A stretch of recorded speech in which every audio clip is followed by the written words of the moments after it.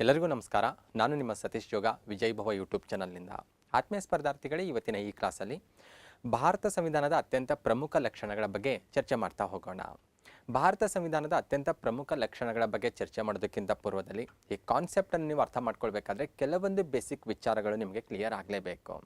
First of all, ಯಾರು beginners ಇದ್ರೋ ಅವರಿಗೆ ಸಂವಿಧಾನ ಅಂದರೆ ಏನಂತ ಗೊತ್ತಾಗಬೇಕು ಮತ್ತು ಸಂವಿಧಾನಕ್ಕೆ ರಿಲೇಟೆಡ್ ಕೆಲವೊಂದು ಇನ್ಫಾರ್ಮೇಷನ್ ಕ್ಲಿಯರ್ ಆಗಬೇಕು. ಆವಾಗ ನಿಮಗೆ ಈಸಿಯಾಗಿ ಭಾರತ ಸಂವಿಧಾನದ ಲಕ್ಷಣಗಳನ್ನು ಈಸಿಯಾಗಿ ಅರ್ಥ ಮಾಡ್ಕೊಳ್ಬೋದು ಮತ್ತು ಈಸಿಯಾಗಿ ಅವನ್ನು ನೆನ್ಪಿಟ್ಕೊಳ್ಬೋದಾಗಿದೆ. ಹಾಗಾದರೆ ಬನ್ನಿ, ಮೊದಲನೇದಾಗಿ ಸಂವಿಧಾನ ಅಂದರೆ ಏನು ಅಂತ ಅರ್ಥ ಮಾಡ್ಕೊಳ್ಳೋಣ. ಸಿಂಪಲ್ ಲ್ಯಾಂಗ್ವೇಜಲ್ಲಿ ಹೇಳೋದಾದರೆ ಸಂವಿಧಾನ ಅಂದರೆ ದೇಶದ ಮೂಲಭೂತ ಕಾನೂನು ಅಂತ ಹೇಳ್ಬೋದು. ಅಂದರೆ ಇದನ್ನು ಕಡ್ಡಾಯವಾಗಿ ಎಲ್ಲರೂ ಪಾಲನೆ ಮಾಡಬೇಕು. ಇದನ್ನೇನಾದರೂ ಉಲ್ಲಂಘಿಸಿದ್ರೆ ನಾವು ಶಿಕ್ಷೆಗೆ ಗುರಿಯಾಗಬೇಕಾಗತ್ತೆ. ಈ ರೀತಿ ದೇಶದ ಮೂಲಭೂತ ಕಾನೂನುಗಳಿಗೆ ನಾವು ಸಂವಿಧಾನ ಅಂತ ಹೇಳೋದು. ಇಂತಹ ಸಂವಿಧಾನವನ್ನು ಕೆಲವೊಂದು ಅಂಶಗಳ ಆಧಾರದ ಮೇಲೆ ನಾವು ವಿವಿಧ ಪ್ರಕಾರದ ಸಂವಿಧಾನಗಳಂತ ಗುರುತಿಸ್ಬೋದು ಅಥವಾ ಬೈಫರ್ಗೇಷನ್ ಸಹ ಮಾಡ್ಬೋದಾಗಿದೆ. ಈ ಕಾನ್ಸೆಪ್ಟ್ ಜಸ್ಟ್ ಭಾರತ ಸಂವಿಧಾನಕ್ಕಷ್ಟೇ ಅಲ್ಲ, ಕಾಮನ್ ಆಗಿ ನಾವು ಜಗತ್ತಿನ ಯಾವುದೇ ರಾಷ್ಟ್ರದ ಸಂವಿಧಾನ ಅಭ್ಯಾಸ ಮಾಡಬೇಕಾದ್ರೂ ಕೂಡ ಬೇಸಿಕ್ ಆಗಿರುವಂಥ ಕೆಲವೊಂದು ಇನ್ಫಾರ್ಮೇಷನ್ ನಾನಿಲ್ಲಿ ನಿಮಗೆ ತಿಳಿಸ್ತಾ ಇರೋದು. ಓಕೆ, ಯಾವ ಅಂಶಗಳ ಆಧಾರದ ಮೇಲೆ ಸಂವಿಧಾನಗಳನ್ನು ವಿಭಾಗಿಸಲಾಗುತ್ತೆ ಅಥವಾ ಬೈಫರ್ಗೇಷನ್ ಮಾಡಲಾಗುತ್ತೆ ಅಂತ ನೋಡ್ತಾ ಹೋದರೆ ಈ ಟಾಪಿಕ್ಗೆ ರಿಲೇಟೆಡ್ ಆಗಿ ನೋಡೋದಾದರೆ ಎರಡು ವಿಚಾರ ಇಂಪಾರ್ಟೆಂಟ್ ಆಗುತ್ತೆ. ಮೊದಲನೇದಾಗಿ, ಬರವಣಿಗೆಯನ್ನು ಆಧರಿಸಿ ಸಂವಿಧಾನದಲ್ಲಿ ನಾವು ವಿವಿಧ ಪ್ರಕಾರಗಳನ್ನು ಗುರುತಿಸ್ಬೋದಾಗಿದೆ ಮತ್ತು ಸಂವಿಧಾನ ತಿದ್ದುಪಡಿ ವಿಧಾನವನ್ನು ಆಧಾರವಾಗಿಟ್ಕೊಂಡು ಕೂಡ ಸಂವಿಧಾನದಲ್ಲಿ ನಾವು ಪ್ರಕಾರಗಳನ್ನು ಗುರುತಿಸ್ಬೋದಾಗಿದೆ. ಹಾಗಾದರೆ ಬನ್ನಿ, ಬರವಣಿಗೆಯನ್ನು ಆಧರಿಸಿ ಯಾವ ರೀತಿ ಸಂವಿಧಾನಗಳನ್ನು ಬೈಫರ್ಗೇಷನ್ ಮಾಡ್ಬೋದು ಮತ್ತು ತಿದ್ದುಪಡಿ ವಿಧಾನವನ್ನು ಆಧರಿಸಿ ಯಾವ ರೀತಿ ಬೈಫರ್ಗೇಷನ್ ಮಾಡ್ಬೋದು ಅನ್ನೋದನ್ನು ಉದಾಹರಣೆ ಮೂಲಕ ನೋಡ್ತಾ ಹೋಗೋಣ. ಮೊದಲನೇದಾಗಿ, ಬರವಣಿಗೆಯನ್ನು ಆಧರಿಸಿ ಸಂವಿಧಾನದಲ್ಲಿ ನಾವು ಅತ್ಯಂತ ಪ್ರಮುಖವಾಗಿ ಎರಡು ಪ್ರಕಾರದ ಸಂವಿಧಾನಗಳನ್ನು ಗುರುತಿಸ್ಬೋದು. ಅಂದರೆ ಲಿಖಿತ ಸಂವಿಧಾನ ಮತ್ತು ಅಲಿಖಿತ ಸಂವಿಧಾನ ಅಂತ. ಹೆಸರಲ್ಲೇ ಕ್ಲಿಯರ್ ಆಗ್ತಾ ಇದೆ ನಿಮಗೆ, ಇದನ್ನು ಜಾಸ್ತಿ ಎಕ್ಸ್ಪ್ಲೇನ್ ಮಾಡೋಂಥ ಅವಶ್ಯಕತೆಯೂ ಇಲ್ಲ. ಮತ್ತು ಕಾಂಪಿಟೇಟಿವ್ ಎಕ್ಸಾಮಲ್ಲಿ ಬಂದಾಗ ನಿಮಗೆ ಜಾಸ್ತಿ ಫೋಕಸ್ ಮಾಡೋದು ಲಿಖಿತ ಸಂವಿಧಾನಕ್ಕೆ ಉದಾಹರಣೆ ಕೇಳ್ಬೋದು, ಅಲಿಖಿತ ಸಂವಿಧಾನಕ್ಕೆ ಉದಾಹರಣೆ ಯಾವ ರಾಷ್ಟ್ರದ ಸಂವಿಧಾನ ಅಂತ ಕೇಳ್ಬೋದು. ಸ್ಪೆಷಲಿ ಅಲಿಖಿತ ಸಂವಿಧಾನಕ್ಕೆ ರಿಲೇಟೆಡ್ ಆಗಿ ಹೆಚ್ಚು ಬಾರಿ ಕ್ವಶನ್ ರಿಪೀಟ್ ಆಗಿರೋದನ್ನು ಸಹ ನಾವು ನೋಡ್ತೇವೆ. ಓಕೆ, ಸಿಂಪಲ್ ಆಗಿ ಕೆಲವೊಂದು ಅಂಶಗಳನ್ನು ಲಿಖಿತ ಸಂವಿಧಾನ ಮತ್ತು ಅಲಿಖಿತ ಸಂವಿಧಾನಕ್ಕೆ ರಿಲೇಟೆಡ್ ಆಗಿ ನೋಡ್ತಾ ಹೋಗೋಣ. ಫಸ್ಟ್ ಆಫ್ ಆಲ್, ಲಿಖಿತ ಸಂವಿಧಾನ ಅಂದರೆ ಸಿಂಪಲ್ ಆಗಿ ಹೇಳೋದಾದರೆ ಬರವಣಿಗೆ ರೂಪದಲ್ಲಿ ಇರುವಂತಹ ಸಂವಿಧಾನ ಅಂತ ಹೇಳ್ಬೋದು. ಆದರೆ ನಾವು ಪೊಲಿಟಿಕಲ್ ಸೈನ್ಸ್ ದೃಷ್ಟಿಯಿಂದ ನೋಡ್ತಾ ಹೋದರೆ ಇದಕ್ಕೆ ಇನ್ನೂ ಕೆಲವೊಂದು ಪಾಯಿಂಟ್ಸನ್ನು ಆ್ಯಡ್ ಮಾಡ್ಬೋದು. ಜನರಲ್ ಆಗಿ ಕಾಮನ್ ಆಗಿ ಹೇಳೋದಾದರೆ ಲಿಖಿತ ಸಂವಿಧಾನ ಅಂದರೆ ಬರವಣಿಗೆ ರೂಪದಲ್ಲಿ ಇರಬೇಕಂತ ಹೇಳೋದು. ಆದರೆ ಪೊಲಿಟಿಕಲ್ ಸೈನ್ಸಲ್ಲಿ ಇನ್ನೂ ಒಂದೆರಡು ಪಾಯಿಂಟ್ಸನ್ನು ಆ್ಯಡ್ ಮಾಡ್ಬೋದು. ಬರವಣಿಗೆ ರೂಪದಲ್ಲಿ ಇರಬೇಕು, ಅದರ ಜೊತೆಗೆ ಒಂದು ನಿರ್ದಿಷ್ಟ ಸಮಯದಲ್ಲಿ ಒಂದು ನಿರ್ದಿಷ್ಟ ಅಸೆಂಬ್ಲಿ ಕಮಿಟಿ ಮೂಲಕ ಅದು ರಚನೆ ಆಗಿರಬೇಕು. ಅಂಥ ಸಂವಿಧಾನಕ್ಕೆ ಲಿಖಿತ ಸಂವಿಧಾನ ಅಂತ ಹೇಳ್ಬೋದು. ಫಾರ್ ಎಕ್ಸಾಂಪಲ್, USA ಸಂವಿಧಾನ ಆಗಿರ್ಬೋದು, ಇವನ್ ಭಾರತದ ಸಂವಿಧಾನವು ಕೂಡ ಲಿಖಿತ ಸಂವಿಧಾನ ಅಂತ ಗುರುತಿಸೋದು. ಅಲಿಖಿತ ಸಂವಿಧಾನ ಅಂದರೆ ಬರವಣಿಗೆ ರೂಪದಲ್ಲಿ ಇರೋದಿಲ್ಲ, ಕ್ಲಿಯರ್ ಆಗಿರಬೇಕು. ಅಂಥ ಸಂವಿಧಾನಕ್ಕೆ ನಾವು ಅಲಿಖಿತ ಸಂವಿಧಾನ ಅಂತ ಹೇಳ್ಬೋದು. ಅಲಿಖಿತ ಸಂವಿಧಾನಕ್ಕೆ ಹೆಚ್ಚು ಫೇಮಸ್ ಆಗಿರುವಂಥ ಉದಾಹರಣೆ ಅಂದರೆ ಯಾವುದು? UK ಸಂವಿಧಾನ ಅಥವಾ ಯುನೈಟೆಡ್ ಕಿಂಗ್ಡಮ್ ಅಥವಾ ಬ್ರಿಟನ್ ಸಂವಿಧಾನ ಅಂತ ಕೂಡ ಹೇಳ್ಬೋದು. ಆಪ್ಷನ್ಸಲ್ಲಿ ನಿಮಗೆ UKನೂ ಇರ್ಬೋದು, ಕೆಲವೊಂದು ಟೈಮು ಬ್ರಿಟನ್ನು ಕೊಟ್ಟಿರ್ತಾರೆ, ಕೆಲವೊಂದು ಟೈಮ್ ನಿಮಗೆ ಇಂಗ್ಲೆಂಡ್ ಅಂತ ಕೊಟ್ಟಿರ್ಬೋದು. ಒಟ್ಟಿನಲ್ಲಿ UK ಸಂವಿಧಾನ ಅಲಿಖಿತ ಸಂವಿಧಾನಕ್ಕೆ ಒಂದು ಫೇಮಸ್ ಆಗಿರುವಂಥ ಒಂದು ಸಂವಿಧಾನ ಅಥವಾ ಉದಾಹರಣೆ ಅಂತ ಗುರುತಿಸೋದು. ಆದರೆ ಇಲ್ಲೂ ಕೂಡ ಅಷ್ಟೇ, ನಾವು ಪೊಲಿಟಿಕಲ್ ಸೈನ್ಸ್ ದೃಷ್ಟಿಯಿಂದ ಅಥವಾ ಸ್ವಲ್ಪ ಡಿಟೇಲ್ ಆಗಿ ನೋಡಿದಾಗ UK ಸಂವಿಧಾನವು ಸಹ ಸಂಪೂರ್ಣವಾಗಿ ಅಲಿಖಿತ ಅಲ್ಲ ಅಂತ ಕೆಲ ರಾಜಕೀಯ ತಜ್ಞರ ವಾದ. ಅಂದರೆ UK ಸಂವಿಧಾನದಲ್ಲಿಯೂ ಕೂಡ ನಾವು ಕೆಲವೊಂದು ಲಿಖಿತವಾಗಿರುವಂಥ ಅಂಶಗಳನ್ನು ಕಾಣ್ಬೋದು ಅಂತ. ಹಾಗಾಗಿ ಅವರ ಪ್ರಕಾರ UK ಸಂವಿಧಾನ ಭಾಗಶಃ ಲಿಖಿತ ಮತ್ತು ಭಾಗಶಃ ಅಲಿಖಿತ ಅನ್ನುವಂಥ ಒಂದು ಅಭಿಪ್ರಾಯವನ್ನು ಸಹ ನಾವು ಕಾಣ್ತೇವೆ. ಆದರೆ ಕಾಮನ್ ಕಾಂಪಿಟೇಟಿವ್ ಎಕ್ಸಾಮಲ್ಲಿ ಬಂದಾಗ ಅಲಿಖಿತ ಸಂವಿಧಾನಕ್ಕೆ ಹೆಚ್ಚು ಫೋಕಸ್ ಮಾಡೋದು UK ಸಂವಿಧಾನ ಅನ್ನೋದು ನಿಮಗೆ ಗೊತ್ತಿರಬೇಕು. ನೆಕ್ಸ್ಟ್ ಒನ್, ಈಗ ಭಾರತ ಸಂವಿಧಾನಕ್ಕೆ ಬರೋಣ. ಈಗ ಭಾರತ ಸಂವಿಧಾನ ಆಲ್ರೆಡಿ ನಿಮಗೆ ಗೊತ್ತು, ಲಿಖಿತ ಸಂವಿಧಾನ ಅನ್ನೋದು. ಕೇವಲ ಲಿಖಿತ ಸಂವಿಧಾನ ಅಂತ ಇಷ್ಟೇ ಹೇಳಂಗಿಲ್ಲ, ಇದಕ್ಕೆ ಇನ್ನೂ ಕೆಲವೊಂದು ಪಾಯಿಂಟ್ಸನ್ನು ಆ್ಯಡ್ ಮಾಡ್ಬೋದು. ಅಂದರೆ ಭಾರತ ಸಂವಿಧಾನ ಜಗತ್ತಿನ ಅತಿ ದೊಡ್ಡ ಲಿಖಿತ ಸಂವಿಧಾನ ಅನ್ನುವಂಥ ವಿಚಾರ ನಮಗೆ ಗೊತ್ತಿರಬೇಕು. ಆಲ್ರೆಡಿ ಬಹುತೇಕ ಎಲ್ಲ ಸ್ಪರ್ಧಾರ್ಥಿಗಳಿಗೂ ಗೊತ್ತಿರುತ್ತೆ. ಇದು ನಮ್ಮ ಸಂವಿಧಾನದ ಒಂದು ಅತ್ಯಂತ ಪ್ರಮುಖವಾದಂಥ ಒಂದು ಲಕ್ಷಣ ಅಂತ ಗುರುತಿಸೋದು. ಜಗತ್ತಿನ ಯಾವ ರಾಷ್ಟ್ರದ ಸಂವಿಧಾನವೂ ಕೂಡ ನಮ್ಮ ಸಂವಿಧಾನದಷ್ಟು ದೊಡ್ಡ ಗಾತ್ರದಲ್ಲಿ ಇಲ್ಲ. ಇದು ಒಂದು ವಿಶೇಷತೆ ಅಂತ ಹೇಳ್ಬೋದು, ನಾವೆಲ್ಲರೂ ಹೆಮ್ಮೆ ಪಡುವಂಥ ಒಂದು ವಿಚಾರ. ಹಾಗಾಗಿ ಈ ಲಕ್ಷಣವನ್ನು ಅತ್ಯಂತ ವಿಶೇಷ ಲಕ್ಷಣ ಅಂತ ಇಲ್ಲಿ ನಾವು ಪರಿಗಣಿಸ್ತಾ ಇರೋದು. ಹಾಗಾದರೆ ನಮ್ಮ ಸಂವಿಧಾನದಲ್ಲಿ ಎಷ್ಟು ಆರ್ಟಿಕಲ್ಸ್ ಇದ್ದಾವೆ, ಶೆಡ್ಯೂಲ್ಸ್ ಎಷ್ಟಿದ್ದಾವೆ ಮತ್ತು ಎಷ್ಟು ಭಾಗಗಳಿದ್ದಾವೆ ಅನ್ನೋದು ಕೂಡ ನಮಗೆ ಬೇಸಿಕ್ ಆಗಿ ಗೊತ್ತಿರಬೇಕು. ಓಕೆ, ಈ ಸಂವಿಧಾನದಲ್ಲಿರುವಂತಹ ಆರ್ಟಿಕಲ್ಸ್ ಎಷ್ಟಿದ್ದಾವೆ, ಶೆಡ್ಯೂಲ್ಸ್ ಎಷ್ಟಿದ್ದಾವೆ ಮತ್ತು ಎಷ್ಟು ಭಾಗಗಳಿದ್ದಾವೆ ಅನ್ನುವಂಥ ವಿಚಾರ ನಾವು ಈ ಸ್ಲೈಡಲ್ಲಿ ಕ್ಲಿಯರ್ ಮಾಡ್ಕೊಳ್ಳೋಣ. ಇಲ್ಲಿ ನಾವು ಎರಡು ರೀತಿಯಲ್ಲಿ ಅಭ್ಯಾಸ ಮಾಡಬೇಕು. ಮೂಲ ಸಂವಿಧಾನದಲ್ಲಿ ಎಷ್ಟು ವಿಧಿಗಳಿದ್ದು, ಎಷ್ಟು ಭಾಗಗಳಿದ್ದು, ಎಷ್ಟು ಅನುಸೂಚಿಗಳಿದ್ದು ಮತ್ತು ಪ್ರಸ್ತುತ ಭಾರತ ಸಂವಿಧಾನದಲ್ಲಿ ಎಷ್ಟು ವಿಧಿಗಳಿದ್ದಾವೆ, ಎಷ್ಟು ಭಾಗಗಳಿದ್ದಾವೆ ಮತ್ತು ಎಷ್ಟು ಅನುಸೂಚಿಗಳಿದ್ದಾವೆ ಅನ್ನೋದು ಕ್ಲಿಯರ್ ಆಗಬೇಕು. ಆ ಟೇಬಲ್ ನೋಡಿದ್ರೆ ಗೊತ್ತಾಗ್ತಾ ಇದೆ. ಫಸ್ಟ್ ಕಾಲಮಲ್ಲಿ ನೋಡ್ತಾ ಹೋದರೆ ಒರಿಜಿನಲಿ ಅಂತ ಹೇಳಿದ್ದಾರೆ, ಅಂದರೆ ಮೂಲ ಸಂವಿಧಾನ 1950ರಲ್ಲಿ ಭಾರತ ಸಂವಿಧಾನ ಜಾರಿಗೆ ಬಂದಾಗ ನಮ್ಮ ಸಂವಿಧಾನದಲ್ಲಿದ್ದಂತಹ ಆರ್ಟಿಕಲ್ಸ್ಗಳ ಸಂಖ್ಯೆ 395. ಶೆಡ್ಯೂಲ್ಸ್ ನೋಡೋದಾದರೆ 8 ಶೆಡ್ಯೂಲ್ಸ್ ಇರೋದು ಕಂಡುಬರುತ್ತೆ, 22 ಭಾಗಗಳಿದ್ದದ್ದು ಕಂಡುಬರುತ್ತೆ. ಆದರೆ ಪ್ರಸ್ತುತ ನೋಡೋದಾದರೆ ನಮ್ಮ ಸಂವಿಧಾನದಲ್ಲಿ ವಿಧಿಗಳ ಸಂಖ್ಯೆ ಸುಮಾರು 470 ಇರೋದು ಕ್ಲಿಯರ್ ಆಗಿರಬೇಕಿದ್ದು, ಅನುಸೂಚಿಗಳ ಸಂಖ್ಯೆ 12 ಇದೆ ಮತ್ತು ಭಾಗಗಳ ಸಂಖ್ಯೆ 25 ಇದೆ. ಓಕೆ, ಅಂದರೆ ಮೂಲ ಸಂವಿಧಾನಕ್ಕೂ ಮತ್ತು ಪ್ರಸ್ತುತ ಸಂವಿಧಾನಕ್ಕೂ ನಾವು ಹೋಲಿಕೆ ಮಾಡಿದಾಗ ಸಾಕಷ್ಟು ವ್ಯತ್ಯಾಸ ಅಥವಾ ಸಾಕಷ್ಟು ಬದಲಾವಣೆಗಳಾಗಿರೋದು ಕಂಡುಬರುತ್ತೆ ಅಂಕಿಅಂಶಗಳ ವಿಚಾರದಲ್ಲಿ ತೆಗೆದುಕೊಂಡಾಗ. ಅಂದರೆ ಕೆಲವೊಂದು ವಿಧಿಗಳನ್ನು ರೀಪಿಲ್ ಮಾಡಲಾಗಿದೆ, ಕೆಲವೊಂದು ವಿಧಿಗಳನ್ನು ಯಾಡ್ ಮಾಡಲಾಗಿದೆ. ಇವೆಲ್ಲವನ್ನು ತೆಗೆದುಕೊಂಡಾಗ ಅಂದರೆ ರೀಪಿಲ್ ಆಗಿರುವಂತಹ ಆರ್ಟಿಕಲ್ಸನ್ನು ತೆಗೆದು ಯಾಡ್ ಆಗಿರುವಂಥ ಆರ್ಟಿಕಲ್ಸನ್ನೆಲ್ಲ ನಾವು ಯಾಡ್ ಮಾಡಿದ್ರೆ ಸುಮಾರು 470 ಆರ್ಟಿಕಲ್ಸ್ ಇರೋದು ಕಂಡುಬರುತ್ತೆ. ಮತ್ತು ಶೆಡ್ಯೂಲ್ಸ್ ಮತ್ತು ಪಾರ್ಟ್ ವಿಷಯದಲ್ಲೂ ಕೂಡ ಕ್ಲಿಯರ್ ಆಗಿರಬೇಕು. ಶೆಡ್ಯೂಲ್ಸಲ್ಲಿ ಬಂದಾಗ 8 ಶೆಡ್ಯೂಲ್ಸ್ ಮುಂಚೆ ಇದ್ದದ್ದು ನಾವು ಮೂಲ ಸಂವಿಧಾನ ತೆಗೆದುಕೊಂಡಾಗ, ಪ್ರಸ್ತುತ ಸಂವಿಧಾನದಲ್ಲಿ 12 ಅನುಸೂಚಿಗಳಿದ್ದಾವೆ. ಇನ್ನು ಭಾಗಗಳ ಸಂಖ್ಯೆ ತೆಗೆದುಕೊಂಡಾಗ ಮೂಲದಲ್ಲಿ 22 ಭಾಗಗಳಿದ್ದು ಪ್ರಸ್ತುತ 25 ಭಾಗಗಳಿರೋದು ಕಂಡುಬರ್ತಾ ಇದೆ. ಓಕೆ, ಇದಕ್ಕೆ ರಿಲೇಟೆಡ್ ಆಗಿರುವಂಥ ಇನ್ನೂ ಕೆಲವೊಂದು ಇನ್ಫಾರ್ಮೇಷನ್ ಇಲ್ಲಿ ಕ್ಲಿಯರ್ ಮಾಡ್ಕೊಳ್ಳೋಣ. ಫಸ್ಟ್ ಆಫ್ ಆಲ್ ರೀಪಿಲ್ ಆಗಿರುವಂಥ ಭಾಗಗಳು ಯಾವುದಂತ ಮೊದಲು ಕ್ಲಿಯರ್ ಮಾಡ್ಕೊಳ್ಳೋಣ. ಮೂಲ ಸಂವಿಧಾನದಲ್ಲಿ ಇದ್ದದ್ದು 22 ಭಾಗಗಳು, ಅದರಲ್ಲಿ 2 ಭಾಗಗಳನ್ನು ರೀಪಿಲ್ ಮಾಡಲಾಗುತ್ತೆ, ಅಂದರೆ 2 ಭಾಗಗಳನ್ನು ತೆಗೆದುಹಾಕಲಾಗುತ್ತೆ. 7ನೇ ಸಂವಿಧಾನ ತಿದ್ದುಪಡಿಯ ಮೂಲಕ ಈ 2 ಭಾಗಗಳನ್ನು ರೀಪಿಲ್ ಮಾಡಲಾಗುತ್ತೆ. ಆ 2 ಭಾಗಗಳು ಯಾವುದಂದರೆ ಒಂದು ಭಾಗ 7 ಮತ್ತು ಭಾಗ 9. ಇವೆರಡು ಯಾವುದಕ್ಕೆ ರಿಲೇಟೆಡ್ ಆಗಿದ್ದು ಅನ್ನೋದು ಕೂಡ ಬೇಸಿಕ್ ಇನ್ಫಾರ್ಮೇಷನ್ ನಮಗೆ ಗೊತ್ತಿರಬೇಕು. ಭಾಗ 7 ಪಾರ್ಟ್ ಬಿ ಸ್ಟೇಟ್ಸ್ಗಳಿಗೆ ರಿಲೇಟೆಡ್ ಆಗಿತ್ತು. ನಿಮಗೆ ಗೊತ್ತಿರ್ಬೋದು, ದೇಶದಲ್ಲಿ 1956ರಲ್ಲಿ ಭಾಷಾವಾರು ರಾಜ್ಯಗಳ ಅಸ್ತಿತ್ವಕ್ಕೆ ಬರ್ತವೆ. ಈ ರಾಜ್ಯಗಳ ಅಸ್ತಿತ್ವಕ್ಕೆ ಬರೋದಕ್ಕಿಂತ ಪೂರ್ವದಲ್ಲಿ ದೇಶದಲ್ಲಿ ABCD ಅಂತ 4 ಗುಂಪುಗಳಲ್ಲಿ ಸ್ಟೇಟ್ಸ್ಗಳನ್ನು ಡಿವೈಡ್ ಮಾಡಲಾಗಿತ್ತು. ಅದರಲ್ಲಿ ಪಾರ್ಟ್ ಬಿ ಸ್ಟೇಟ್ಸ್ಗಳಿಗೆ ರಿಲೇಟೆಡ್ ಆಗಿರುವಂಥ ಭಾಗನೇ 7 ಅಂತ ಹೇಳೋದು. ಇನ್ನು ಭಾಗ 9 ಪಾರ್ಟ್ ಡಿ ಸ್ಟೇಟ್ಸ್ಗಳಿಗೆ ರಿಲೇಟೆಡ್ ಆಗಿತ್ತು. ಈ 2 ಭಾಗಗಳನ್ನು ರೀಪಿಲ್ ಮಾಡಲಾಗುತ್ತೆ. ಆಮೇಲೆ ಭಾರತ ಸಂವಿಧಾನಕ್ಕೆ ಇನ್ನೂ ಕೆಲವೊಂದು ಭಾಗಗಳನ್ನು ಸೇರ್ಪಡೆ ಮಾಡಲಾಗುತ್ತೆ. ಯಾವ ಭಾಗಗಳನ್ನು ಸೇರ್ಪಡೆ ಆದವು ಅಂತ ನೋಡ್ತಾ ಹೋದರೆ ಕೆಳಗಡೆ ಗ್ರೀನ್ ಕಲರಲ್ಲಿ ಹೈಲೈಟ್ ಆಗಿರುವಂಥ ಲಿಸ್ಟ್ ಕಾಣಿಸ್ತಾ ಇದೆ ನಿಮಗೆ. 4A ಭಾಗ ಸೇರ್ಪಡೆ ಮಾಡಲಾಗುತ್ತೆ, 9ನೇ ಭಾಗ, 9A, 9B ಮತ್ತು 14A. ಅಂದರೆ ಒಟ್ಟು 5 ಭಾಗಗಳನ್ನು ಸಂವಿಧಾನ ತಿದ್ದುಪಡಿಯ ಮೂಲಕ ಸೇರ್ಪಡೆ ಆಗಿರೋದು ಕಂಡುಬರುತ್ತೆ. ಮತ್ತು ಇಲ್ಲಿ ಒಂದು ಗೊಂದಲ ಸ್ಟಾರ್ಟ್ ಆಗುತ್ತೆ ನಿಮಗೆ. ರೀಪಿಲ್ ಮಾಡಿರುವಂತಹ ಭಾಗದಲ್ಲಿ ತೆಗೆದುಕೊಂಡಾಗ ಅಲ್ಲಿ ಪಾರ್ಟ್ 9 ಇದೆ, ಮತ್ತು ಯಾಡ್ ಮಾಡಿರುವಂತಹ ಪಾರ್ಟ್ಗಳಲ್ಲೂ ಬಂದಾಗಲೂ ಕೂಡ ಅಲ್ಲೂ ಕೂಡ ಪಾರ್ಟ್ 9 ಕಾಣಿಸ್ತಾ ಇದೆ. ಹಾಗಾದರೆ ಇದು ಒಂದೇನಾ, ಅಂದರೆ ರೀಪಿಲ್ ಆಗಿರುವಂತಹ ಭಾಗವನ್ನೇ ಮತ್ತೆ ಯಾಡ್ ಮಾಡಲಾಯ್ತಾ ಅಥವಾ ಬೇರೆದೇ ಅಂತ ನೋಡ್ತಾ ಹೋದರೆ ಖಂಡಿತ ಯಾಡ್ ಮಾಡಿರುವಂಥ ಭಾಗ 9 ಸಂಪೂರ್ಣವಾಗಿ ರೀಪಿಲ್ ಆಗಿರುವಂಥ ಭಾಗ 9ಕ್ಕಿಂತ ಸಂಪೂರ್ಣವಾಗಿ ಬೇರೆ ಆಗಿರೋದು ಕಂಡುಬರುತ್ತೆ. ರೀಪಿಲ್ ಆಗಿರುವಂಥ ಭಾಗ 9 ಆಲ್ರೆಡಿ ನಾನು ಹೇಳಿದೆ ಪಾರ್ಟ್ ಡಿ ಸ್ಟೇಟ್ಸ್ಗಳಿಗೆ ರಿಲೇಟೆಡ್ ಆಗಿತ್ತು. ಯಾಡ್ ಆಗಿರುವಂಥ ಭಾಗ 9 ಹೆಚ್ಚು ಫೇಮಸ್ ಆಗಿರೋದು ನಿಮಗೆಲ್ಲರಿಗೂ ಗೊತ್ತಿರುತ್ತೆ, 73ನೇ ಸಂವಿಧಾನ ತಿದ್ದುಪಡಿಯ ಮೂಲಕ ಸೇರ್ಪಡೆ ಆಗಿರೋದು. ಈ ಗ್ರಾಮೀಣ ಸ್ಥಳೀಯ ಸಂಸ್ಥೆಗಳಿಗೆ ಸಂವಿಧಾನಾತ್ಮಕ ಸ್ಥಾನಮಾನವನ್ನು ಕಲ್ಪಿಸಿಕೊಡಲಾಗುತ್ತೆ. ಈ ತಿದ್ದುಪಡಿಯ ಮೂಲಕ ಭಾಗ 9 ಸೇರ್ಪಡೆ ಮಾಡಲಾಗುತ್ತೆ. ಹಾಗಾಗಿ ರೀಪಿಲ್ ಆಗಿರುವಂಥ ಭಾಗ 9 ಅದರಲ್ಲಿರುವಂತಹ ಅಂಶಗಳು ಏನು ವಿಷಯ ಇತ್ತಲ್ವ, ಅದಕ್ಕೂ ಇದಕ್ಕೂ ಯಾವುದೇ ಸಂಬಂಧ ಇಲ್ಲ, ಅದು ಸಂಪೂರ್ಣವಾಗಿ ಬೇರೆ ಆಗಿತ್ತು ಅನ್ನುವಂಥ ವಿಚಾರ ನಿಮಗೆ ಗೊತ್ತಿರಬೇಕು. ಇನ್ನು ಶೆಡ್ಯೂಲ್ಸ್ ವಿಚಾರಕ್ಕೆ ಹೋದರೆ 4 ಅನುಸೂಚಿಗಳು ಸೇರ್ಪಡೆ ಆಗಿರೋದು ಕಂಡುಬರುತ್ತೆ. ಭಾರತ ಸಂವಿಧಾನಕ್ಕೆ ಮೂಲದಲ್ಲಿ ಬಂದಾಗ 8 ಅನುಸೂಚಿಗಳಿದ್ದು ಆಮೇಲೆ ಸೇರ್ಪಡೆ ಆಗಿರುವಂಥ ಅನುಸೂಚಿಗಳಂದರೆ 9, 10, 11 ಮತ್ತು 12. ಓಕೆ, ಈ ಭಾಗಗಳ ಬಗ್ಗೆ ಮತ್ತು ಅನುಸೂಚಿಗಳ ಬಗ್ಗೆ ಮತ್ತೆ ನಾವು ಸಪ್ರೇಟಾಗಿ ಅದಕ್ಕೆ ರಿಲೇಟೆಡ್ ಆಗಿರುವಂಥ ಕ್ಲಾಸಲ್ಲಿ ಡಿಸ್ಕಷನ್ ಮಾಡ್ತಾ ಹೋಗೋಣ. ಜಸ್ಟ್ ಅದಕ್ಕೆ ರಿಲೇಟೆಡ್ ಆಗಿರುವಂಥ ಬೇಸಿಕ್ ಇನ್ಫಾರ್ಮೇಷನ್ ನಿಮಗೆ ಇಷ್ಟು ತಿಳಿದಿರಬೇಕು. ನೆಕ್ಸ್ಟ್ ಒನ್ ನೋಡ್ತಾ ಹೋದರೆ ಭಾರತ ಸಂವಿಧಾನ ಆಲ್ರೆಡಿ ನಾವು ಡಿಸ್ಕಷನ್ ಮಾಡಿದ ಹಾಗೆ ಜಗತ್ತಿನ ಅತಿ ದೊಡ್ಡ ಸಂವಿಧಾನ ಅಂತ ಗೊತ್ತಾಯ್ತು ನಿಮಗೆ, ಲಿಖಿತ ಸಂವಿಧಾನ ಅಂತ ತೆಗೆದುಕೊಂಡಾಗ. ಓಕೆ, ಭಾರತ ಸಂವಿಧಾನ ಇಷ್ಟೊಂದು ದೊಡ್ಡ ಗಾತ್ರದಲ್ಲಿ ರಚನೆ ಮಾಡಲಿಕ್ಕೆ ಏನು ಕಾರಣ ಅಂತ ನೋಡ್ತಾ ಹೋದರೆ ಸಾಕಷ್ಟು ಅಂಶಗಳನ್ನು ನಾವು ಪಟ್ಟಿ ಮಾಡ್ತಾ ಹೋಗ್ಬೋದು. ಅದರಲ್ಲಿ ಕೆಲವೊಂದು ಇಂಪಾರ್ಟೆಂಟ್ ಆಗಿರುವಂತಹ ಪಾಯಿಂಟ್ಸನ್ನು ನಾನಿಲ್ಲಿ ಸ್ಕ್ರೀನಲ್ಲಿ ನಿಮಗೆ ತೋರಿಸ್ತಾ ಇರೋದು. ಫಸ್ಟ್ ಆಫ್ ಆಲ್, ಭಾರತ ಸಂವಿಧಾನ ಗಾತ್ರದಲ್ಲಿ ದೊಡ್ಡ ಗಾತ್ರದ ಸಂವಿಧಾನ ಆಗಲಿಕ್ಕೆ ಅತ್ಯಂತ ಪ್ರಮುಖ ಕಾರಣ ಏನಂದರೆ ವಿಶ್ವದ ಅನೇಕ ರಾಷ್ಟ್ರಗಳ ಸಂವಿಧಾನದಿಂದ ಅನೇಕ ಉತ್ತಮವಾದಂತಹ ವಿಚಾರಗಳನ್ನು ನಾವು ಎರವಲು ಪಡ್ಕೊಂಡಿದ್ದೇವೆ.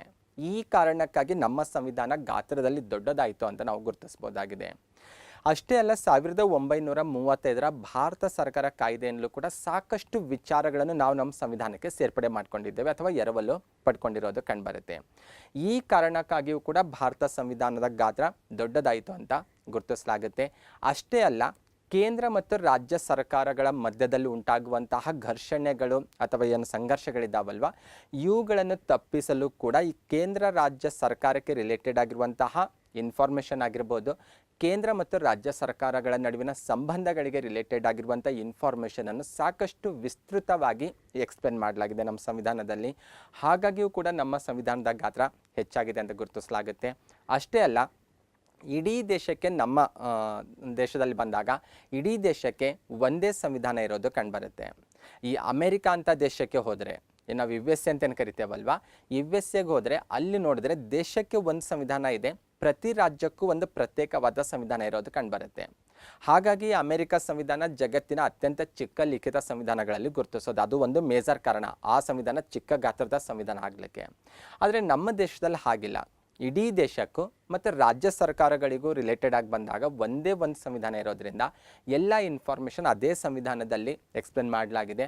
ಹಾಗಾಗಿ ಗಾತ್ರದಲ್ಲಿ ದೊಡ್ಡದಾಯ್ತು ಅಂತ ಹೇಳಲಾಗುತ್ತೆ. ಅಷ್ಟೇ ಅಲ್ಲ, ತಿದ್ದುಪಡಿಯ ಮೂಲಕ ಸಾಕಷ್ಟು ಇನ್ಫಾರ್ಮೇಷನ್ ಆಗಿರ್ಬೋದು, ಸಾಕಷ್ಟು ವಿಧಿಗಳನ್ನು ಆ್ಯಡ್ ಮಾಡಲಾಗಿದೆ, ಭಾಗಗಳನ್ನು ಸೇರ್ಪಡೆ ಮಾಡಲಾಗಿದೆ. ಆಲ್ರೆಡಿ ಪ್ರೀವಿಯಸ್ ಸ್ಲೈಡಲ್ಲಿ ನಾವು ಡಿಸ್ಕಷನ್ ಮಾಡಿದ್ದೇವೆ ಶಾರ್ಟ್ ಆಗಿ. ಈ ಎಲ್ಲ ಅಂಶಗಳನ್ನು ತಿದ್ದುಪಡಿಯ ಮೂಲಕ ಸೇರ್ಪಡೆ ಮಾಡಲಾಗಿದೆ. ಅಂದರೆ 1950 ಸಂವಿಧಾನ ಜಾರಿಗೆ ಬಂತಲ್ಲ, ಅಲ್ಲಿಂದ ಇಲ್ಲಿವರೆಗೂ 105 ಬಾರಿ ತಿದ್ದುಪಡಿ ಮಾಡಲಾಗಿದೆ ನಮ್ಮ ಸಂವಿಧಾನ. ಈ ತಿದ್ದುಪಡಿಯ ಮೂಲಕ ಅನೇಕ ವಿಧಿಗಳನ್ನಾಗಿರ್ಬೋದು, 5 ಭಾಗಗಳಾಗಿರ್ಬೋದು, 4 ಅನುಸೂಚಿಗಳನ್ನು ಸೇರ್ಪಡೆ ಮಾಡಿರೋದನ್ನು ಸಹ ನಾವು ಕಾಣ್ತೇವೆ.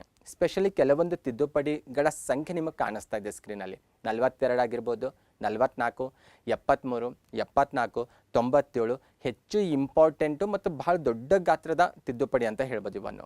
ಸ್ಪೆಷಲಿ 42ನೇ ತಿದ್ದುಪಡಿ ಗೊತ್ತು ನಿಮಗೆ, ಮಿನಿ ಸಂವಿಧಾನ ಅಂತಲೇ ಕರಿತೇವೆ. 73, 74, 97 ಅಂತೂ ಗೊತ್ತು ನಿಮಗೆ. 243ನೇ ವಿಧಿಯಲ್ಲಿ ಎಷ್ಟೊಂದು ವಿಚಾರಗಳನ್ನು ಇನ್ಫಾರ್ಮೇಷನ್ ಆ್ಯಡ್ ಮಾಡ್ತಾ ಹೋಗಿದ್ದಾರೆ ಅಂತ. ಹಾಗಾಗಿ ಎಲ್ಲ ಕಾರಣಕ್ಕಾಗಿ ನಮ್ಮ ಸಂವಿಧಾನ ಗಾತ್ರದಲ್ಲಿ ದೊಡ್ಡದಾಗಿದೆ ಅಂತ ಗುರುತಿಸ್ಬೋದು. ಇವಿಷ್ಟೆಲ್ಲ ಇನ್ನೂ ಕೆಲವೊಂದು ಪಾಯಿಂಟ್ಸನ್ನು ನಾವಿಲ್ಲಿ ಆ್ಯಡ್ ಮಾಡ್ಬೋದು. ಇಂಪಾರ್ಟೆಂಟ್ ಆಗಿರುವಂಥ ಪಾಯಿಂಟ್ಸನ್ನು ಮಾತ್ರ ನಾನಿಲ್ಲಿ ನಿಮಗೆ ಡಿಸ್ಕಷನ್ ಮಾಡ್ತಾ ಇರೋದು. ನೆಕ್ಸ್ಟ್ ಒಂದು ನೋಡ್ತಾ ಹೋದರೆ, ತಿದ್ದುಪಡಿ ವಿಧಾನವನ್ನು ಆಧರಿಸಿಯೂ ಕೂಡ ಸಂವಿಧಾನದಲ್ಲಿ ನಾವು ಪ್ರಕಾರಗಳನ್ನು ಗುರುತಿಸ್ಬೋದು. ಅಂದರೆ ನಮ್ಯ ಮತ್ತು ಅನಮ್ಯ ಅಂತ 2 ರೀತಿ ಸಂವಿಧಾನಗಳನ್ನು ತಿದ್ದುಪಡಿ ವಿಧಾನವನ್ನು ಆಧರಿಸಿ ಗುರುತಿಸಲಾಗುತ್ತೆ. ಏನಿದು ನಮ್ಯ, ಏನಿದು ಅನಮ್ಯ ಅಂತ ನಮಗೆ ಕ್ಲಿಯರ್ ಆಗಬೇಕು. ಓಕೆ, ಯಾವ ಸಂವಿಧಾನದ ತಿದ್ದುಪಡಿ ವಿಧಾನ ಅತ್ಯಂತ ಸರಳವಾಗಿರುತ್ತೋ ಅಥವಾ ಸರಳವಾಗಿರುತ್ತದೋ ಅಂಥ ಸಂವಿಧಾನಕ್ಕೆ ನಾವು ನಮ್ಯ ಸಂವಿಧಾನ ಅಂತ ಹೇಳೋದು. UK ಸಂವಿಧಾನ ಇದಕ್ಕೊಂದು ಹೆಚ್ಚು ಫೇಮಸ್ ಆಗಿರುವಂಥ ಉದಾಹರಣೆ. ಅಂದರೆ ಬ್ರಿಟನ್ ಸಂವಿಧಾನ ತಿದ್ದುಪಡಿ ವಿಧಾನ ಅತ್ಯಂತ ಸರಳವಾಗಿರೋದ್ರಿಂದ ನಮ್ಯ ಸಂವಿಧಾನಕ್ಕೆ ನಾವು ಅದೊಂದು ಫೇಮಸ್ ಆಗಿರುವಂಥ ಉದಾಹರಣೆ ಅಂತ ಗುರುತಿಸೋದು. ಅನಮ್ಯ ಸಂವಿಧಾನ ಅಂದರೆ ಇದಕ್ಕೆ ಅಪೋಸಿಟ್ ಆಗಿರೋದು. ಅಂದರೆ ಯಾವ ಸಂವಿಧಾನದ ತಿದ್ದುಪಡಿ ವಿಧಾನ ಕಠಿಣವಾಗಿರುತ್ತೋ ಅದಕ್ಕೆ ನಾವು ಅನಮ್ಯ ಸಂವಿಧಾನ ಅಂತ ಹೇಳೋದು.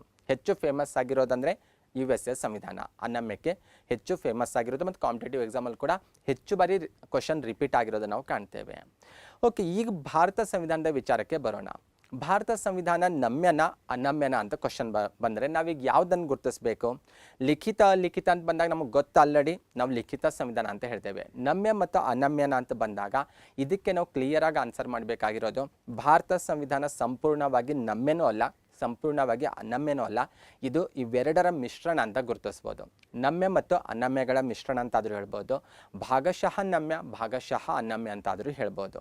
ಅಂದರೆ ಭಾರತ ಸಂವಿಧಾನದ ತಿದ್ದುಪಡಿ ವಿಧಾನ UK ಸಂವಿಧಾನದ ತಿದ್ದುಪಡಿಯಷ್ಟು ಸರಳನೂ ಇಲ್ಲ, USA ಸಂವಿಧಾನದಷ್ಟು ಕಠಿಣನೂ ಇಲ್ಲ. ಇವೆರಡರ ಮಿಶ್ರಣ ನಾವು ಕಾಣ್ಬೋದು. ಹಾಗಾಗಿ ಇದಕ್ಕೆ ನಮ್ಯ ಮತ್ತು ಅನಮ್ಯಗಳ ಮಿಶ್ರಣ ಅಂತ ಹೇಳೋದು. ಇನ್ನು ತಿದ್ದುಪಡಿ ಪ್ರಕ್ರಿಯೆ ಯಾವ ರೀತಿ ಇದೆ, ಎಷ್ಟು ವಿಧಾನಗಳ ಮೂಲಕ ತಿದ್ದುಪಡಿ ಮಾಡ್ತೇವೆ ಅನ್ನೋದು ಇದು ರಿಲೇಟೆಡ್ ಟಾಪಿಕ್ಸ್ ಬಂದಾಗ ಮತ್ತೆ ಡೀಟೇಲ್ ಆಗಿ ಚರ್ಚೆ ಮಾಡ್ತಾ ಹೋಗೋಣ. ಬೇಸಿಕ್ ಆಗಿ ನಿಮಗೆ ಇಷ್ಟು ವಿಚಾರ ಕ್ಲಿಯರ್ ಆಗಿರಬೇಕು, ನಮ್ಯ ಮತ್ತು ಅನಮ್ಯಗಳ ಮಿಶ್ರಣ ಅನ್ನುವಂತಹ ಕಾನ್ಸೆಪ್ಟ್ ಗೊತ್ತಿರಬೇಕು ನಿಮಗೆ. ನೆಕ್ಸ್ಟ್ ಒನ್, ಭಾರತ ಸಂವಿಧಾನದಲ್ಲಿ ನಾವು ಪ್ರಿಯಾಂಬಲ್ ಅನ್ನು ಕಾಣ್ಬೋದು. ಇದು ನಮ್ಮ ಸಂವಿಧಾನದ ಅತ್ಯಂತ ಪ್ರಮುಖ ಲಕ್ಷಣ ಅಂತ ಗುರುತಿಸೋದು. ಜಗತ್ತಿನ ಬಹುತೇಕ ರಾಷ್ಟ್ರಗಳ ಏನಿದಾವಲ್ವ ಲಿಖಿತ ಸಂವಿಧಾನ ಅಳವಡಿಸ್ಕೊಂಡಿದ್ದಾವಲ್ವ, ಆ ಎಲ್ಲ ರಾಷ್ಟ್ರಗಳ ಸಂವಿಧಾನದಲ್ಲಿಯೂ ಕೂಡ ನಾವು ಪ್ರಿಯಾಂಬಲ್ ಕಾಣ್ಬೋದು.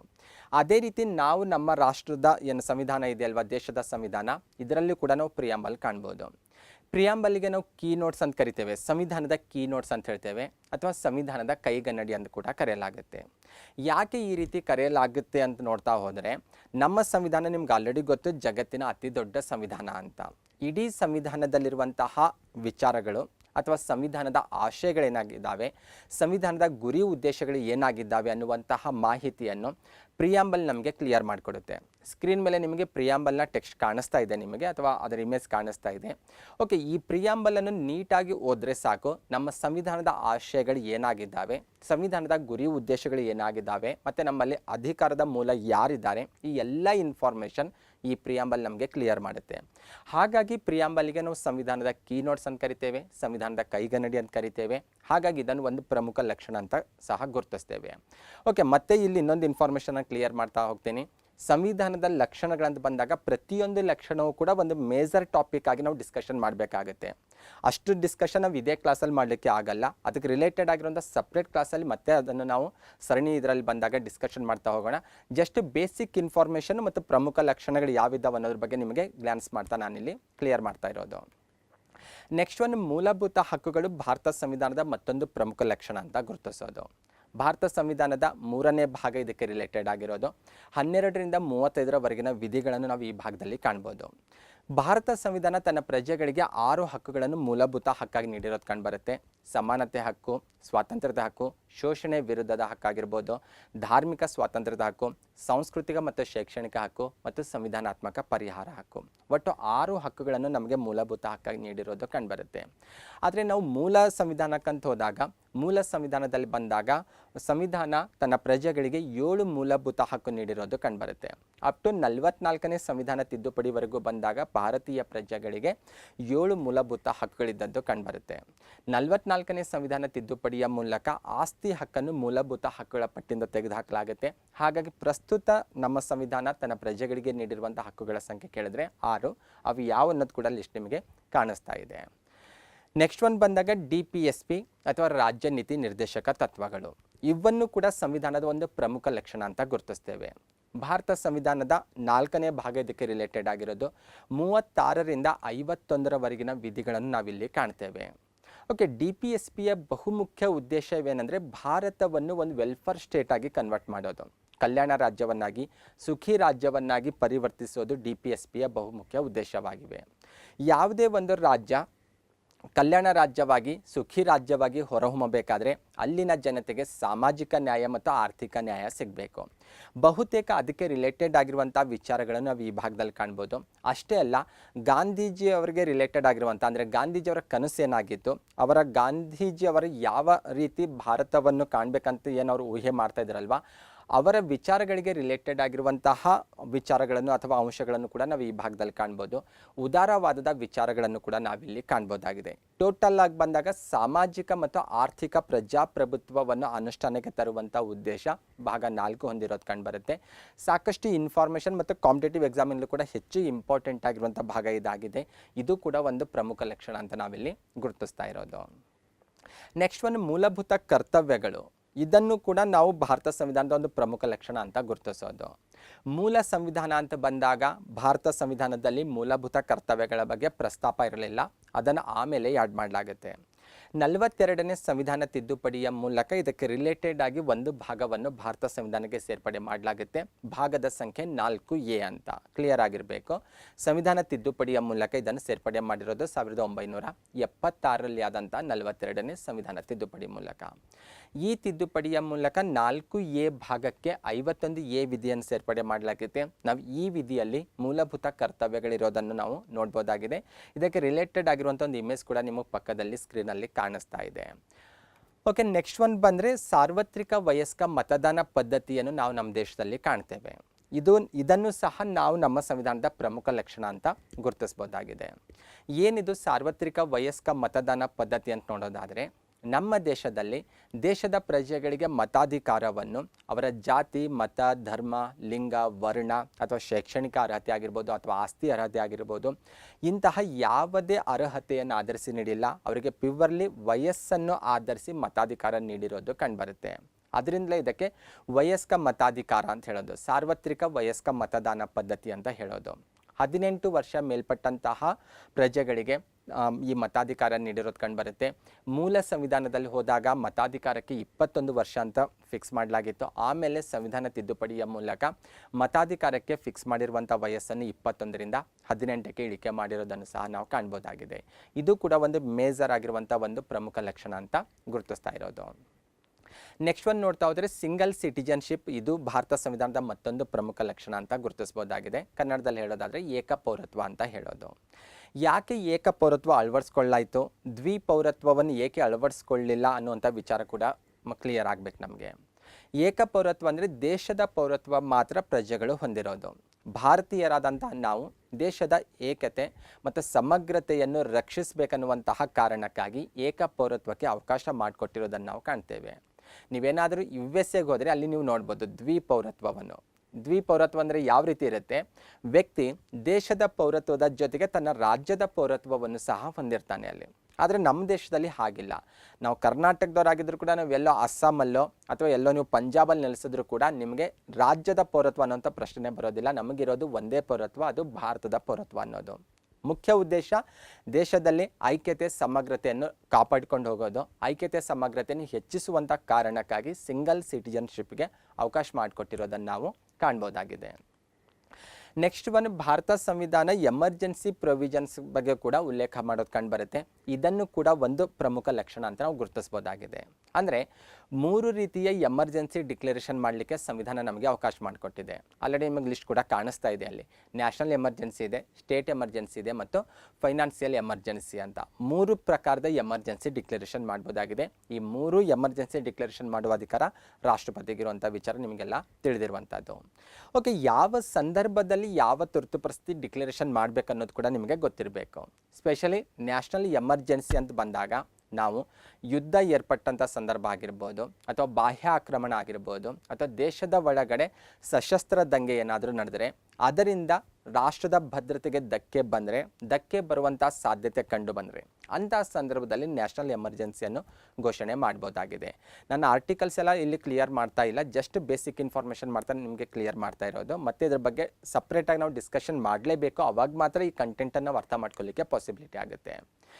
ನೆಕ್ಸ್ಟ್ ನಾವು ಸ್ಟೇಟ್ ಎಮರ್ಜೆನ್ಸಿ ಅಂತ ವಿಚಾರಕ್ಕೆ ಬಂದರೆ, ಸ್ಟೇಟ್ ಎಮರ್ಜೆನ್ಸಿಯನ್ನು ಬಹು ಮುಖ್ಯವಾಗಿ ಬಂದಾಗ ರಾಜ್ಯ ಸರ್ಕಾರಗಳು ಸಂವಿಧಾನಾತ್ಮಕವಾಗಿ ಕಾರ್ಯನಿರ್ವಹಿಸುವಲ್ಲಿ ವಿಫಲವಾದರೆ, ಅಥವಾ ರಾಜ್ಯ ಸರ್ಕಾರಗಳು ಅಥವಾ ರಾಜ್ಯದಲ್ಲಿ ಆಡಳಿತ ಯಂತ್ರ ಕುಸಿದು ಬಿದ್ದರೆ ಅಂತಹ ಸಂದರ್ಭದಲ್ಲಿ ಸ್ಟೇಟ್ ಎಮರ್ಜೆನ್ಸಿ ಡಿಕ್ಲರೇಷನ್ ಮಾಡಲಾಗುತ್ತೆ. ಇನ್ನು ಫೈನಾನ್ಷಿಯಲ್ ಎಮರ್ಜೆನ್ಸಿ ಅನ್ನುವಂಥ ವಿಚಾರಕ್ಕೆ ಬಂದರೆ, ದೇಶದ ಆರ್ಥಿಕ ಸ್ಥಿತಿ ಹದಗೆಟ್ಟರೆ ಅಥವಾ ದೇಶದ ಆರ್ಥಿಕತೆಗೆ ಬಿಕ್ಕಟ್ಟು ಉಂಟಾದರೆ ಅಂಥ ಸಂದರ್ಭದಲ್ಲಿ ಫೈನಾನ್ಷಿಯಲ್ ಎಮರ್ಜೆನ್ಸಿ ಕೂಡ ಡಿಕ್ಲರೇಷನ್ ಮಾಡ್ಬೋದಾಗಿದೆ. ಓಕೆ, ಈ ರೀತಿ ದೇಶಕ್ಕೆ ಅಥವಾ ದೇಶದ ಒಳಭಾಗದಲ್ಲಿ ಅಪಾಯ ಆಪತ್ತು ಉಂಟಾದರೆ ಅದನ್ನು ಎದುರಿಸಲಿಕ್ಕೆ ಬೇಕಾಗುವಂತಹ ಕೆಲವೊಂದು ವಿಚಾರಗಳನ್ನು ಕೂಡ ಭಾರತ ಸಂವಿಧಾನ ನಮಗೆ ಅವಕಾಶ ಮಾಡಿಕೊಟ್ಟಿದೆ. ಹಾಗಾಗಿ ಇದನ್ನು ಕೂಡ ಒಂದು ಪ್ರಮುಖ ಲಕ್ಷಣ ಅಂತ ನಾವಿಲ್ಲಿ ಗುರುತಿಸ್ಬೋದು. Next one, integrated and independent judiciary ಅಂತ 2 ವಿಚಾರಗಳಿದ್ದಾವೆ ಇಲ್ಲಿ. ಏಕೀಕೃತ ನ್ಯಾಯಾಂಗ ವ್ಯವಸ್ಥೆ ಮತ್ತು ಸ್ವತಂತ್ರ ನ್ಯಾಯಾಂಗ ಅಂತ ಗುರುತಿಸ್ಬೋದು. ಎರಡನ್ನೂ ಒಂದರಲ್ಲೇ ನಾವಿಲ್ಲಿ ಡಿಸ್ಕಷನ್ ಮಾಡ್ತಾ ಇರೋದು. ಏನಿದು ಏಕೀಕೃತ ನ್ಯಾಯಾಂಗ ವ್ಯವಸ್ಥೆ ಅಂತ ನೋಡೋದಾದರೆ, ಒಂದು ಡೈಗ್ರಾಮ್ ಕಾಣಿಸ್ತಾ ಇದೆ ನಿಮಗೊಂದು ಟ್ರಯಾಂಗಲ್. ಆ ಡೈಗ್ರಾಮ್ ನೋಡಿದ್ರೆ ಕ್ಲಿಯರ್ ಆಗುತ್ತೆ. ದೇಶದ ನ್ಯಾಯಾಂಗ ವ್ಯವಸ್ಥೆಯಲ್ಲಿ ಬಂದಾಗ ಎಲ್ಲಕ್ಕಿಂತ ಉನ್ನತ ಭಾಗದಲ್ಲಿರುವಂತಹ ನ್ಯಾಯಾಲಯ ಅಥವಾ ನ್ಯಾಯಾಂಗ ವ್ಯವಸ್ಥೆಯಲ್ಲಿ ಬಂದಾಗ ಸುಪ್ರೀಂ ಕೋರ್ಟ್ ಕಂಡುಬರುತ್ತೆ. ಸುಪ್ರೀಂ ಕೋರ್ಟ್ನ ಕೆಳ ಹಂತದಲ್ಲಿ ಬಂದಾಗ ಹೈಕೋರ್ಟ್ಗಳಿದ್ದಾವೆ. ಹೈಕೋರ್ಟ್ನ ಕೆಳ ಹಂತದಲ್ಲಿ ಹೋದಾಗ ಸಬಾರ್ಡಿನೇಟ್ ಅಥವಾ ಇತರೆ ನ್ಯಾಯಾಲಯಗಳನ್ನು ನಾವು ಕಾಣ್ಬೋದಾಗಿದೆ. ಇದಕ್ಕೆ ನಾವು ಏಕೀಕೃತ ನ್ಯಾಯಾಂಗ ವ್ಯವಸ್ಥೆ ಅಂತ ಹೇಳೋದು. ಇನ್ನು ಇಂಡಿಪೆಂಡೆಂಟ್ ಜುಡಿಷರಿ ಅಂತ ನೋಡೋದಾದರೆ, ಭಾರತದಲ್ಲಿ ನ್ಯಾಯಾಂಗ ವ್ಯವಸ್ಥೆ ಯಾವ ರೀತಿ ಇದೆ ಅಂದರೆ ಸಂಪೂರ್ಣವಾಗಿ ಸ್ವತಂತ್ರವಾಗಿ ಕಾರ್ಯನಿರ್ವಹಿಸುತ್ತೆ. ಇದು ಕ್ಲಿಯರ್ ಆಗಿರ್ಬೇಕು ನಿಮಗೆ. ಅಂದರೆ ಭಾರತದಲ್ಲಿ ನ್ಯಾಯಾಲಯಗಳಾಗಿರ್ಬೋದು ಅಥವಾ ಟೋಟಲ್ ನ್ಯಾಯಾಂಗ ವ್ಯವಸ್ಥೆ ಆಗಿರ್ಬೋದು, ಕಾರ್ಯಾಂಗ ಅಥವಾ ಶಾಸಕಾಂಗದ ನಿಯಂತ್ರಣಕ್ಕೆ ಒಳಪಡದೆ ಸಂಪೂರ್ಣವಾಗಿ ಸ್ವತಂತ್ರವಾಗಿ ಕಾರ್ಯನಿರ್ವಹಿಸ್ತವೆ ಅನ್ನೋದು ನಮಗೆ ಗೊತ್ತಿರಬೇಕು. ಇದಕ್ಕೆ ನಾವು ಸ್ವತಂತ್ರ ನ್ಯಾಯಾಂಗ ಅಂತ ಹೇಳೋದು. ಯಾವುದೇ ಕಾರಣಕ್ಕೂ ಶಾಸಕಾಂಗದ ನಿಯಂತ್ರಣಕ್ಕೆ ಒಳಪಡೋದಿಲ್ಲ, ಕಾರ್ಯಾಂಗದ ನಿಯಂತ್ರಣಕ್ಕೆ ಒಳಪಡಲ್ಲ.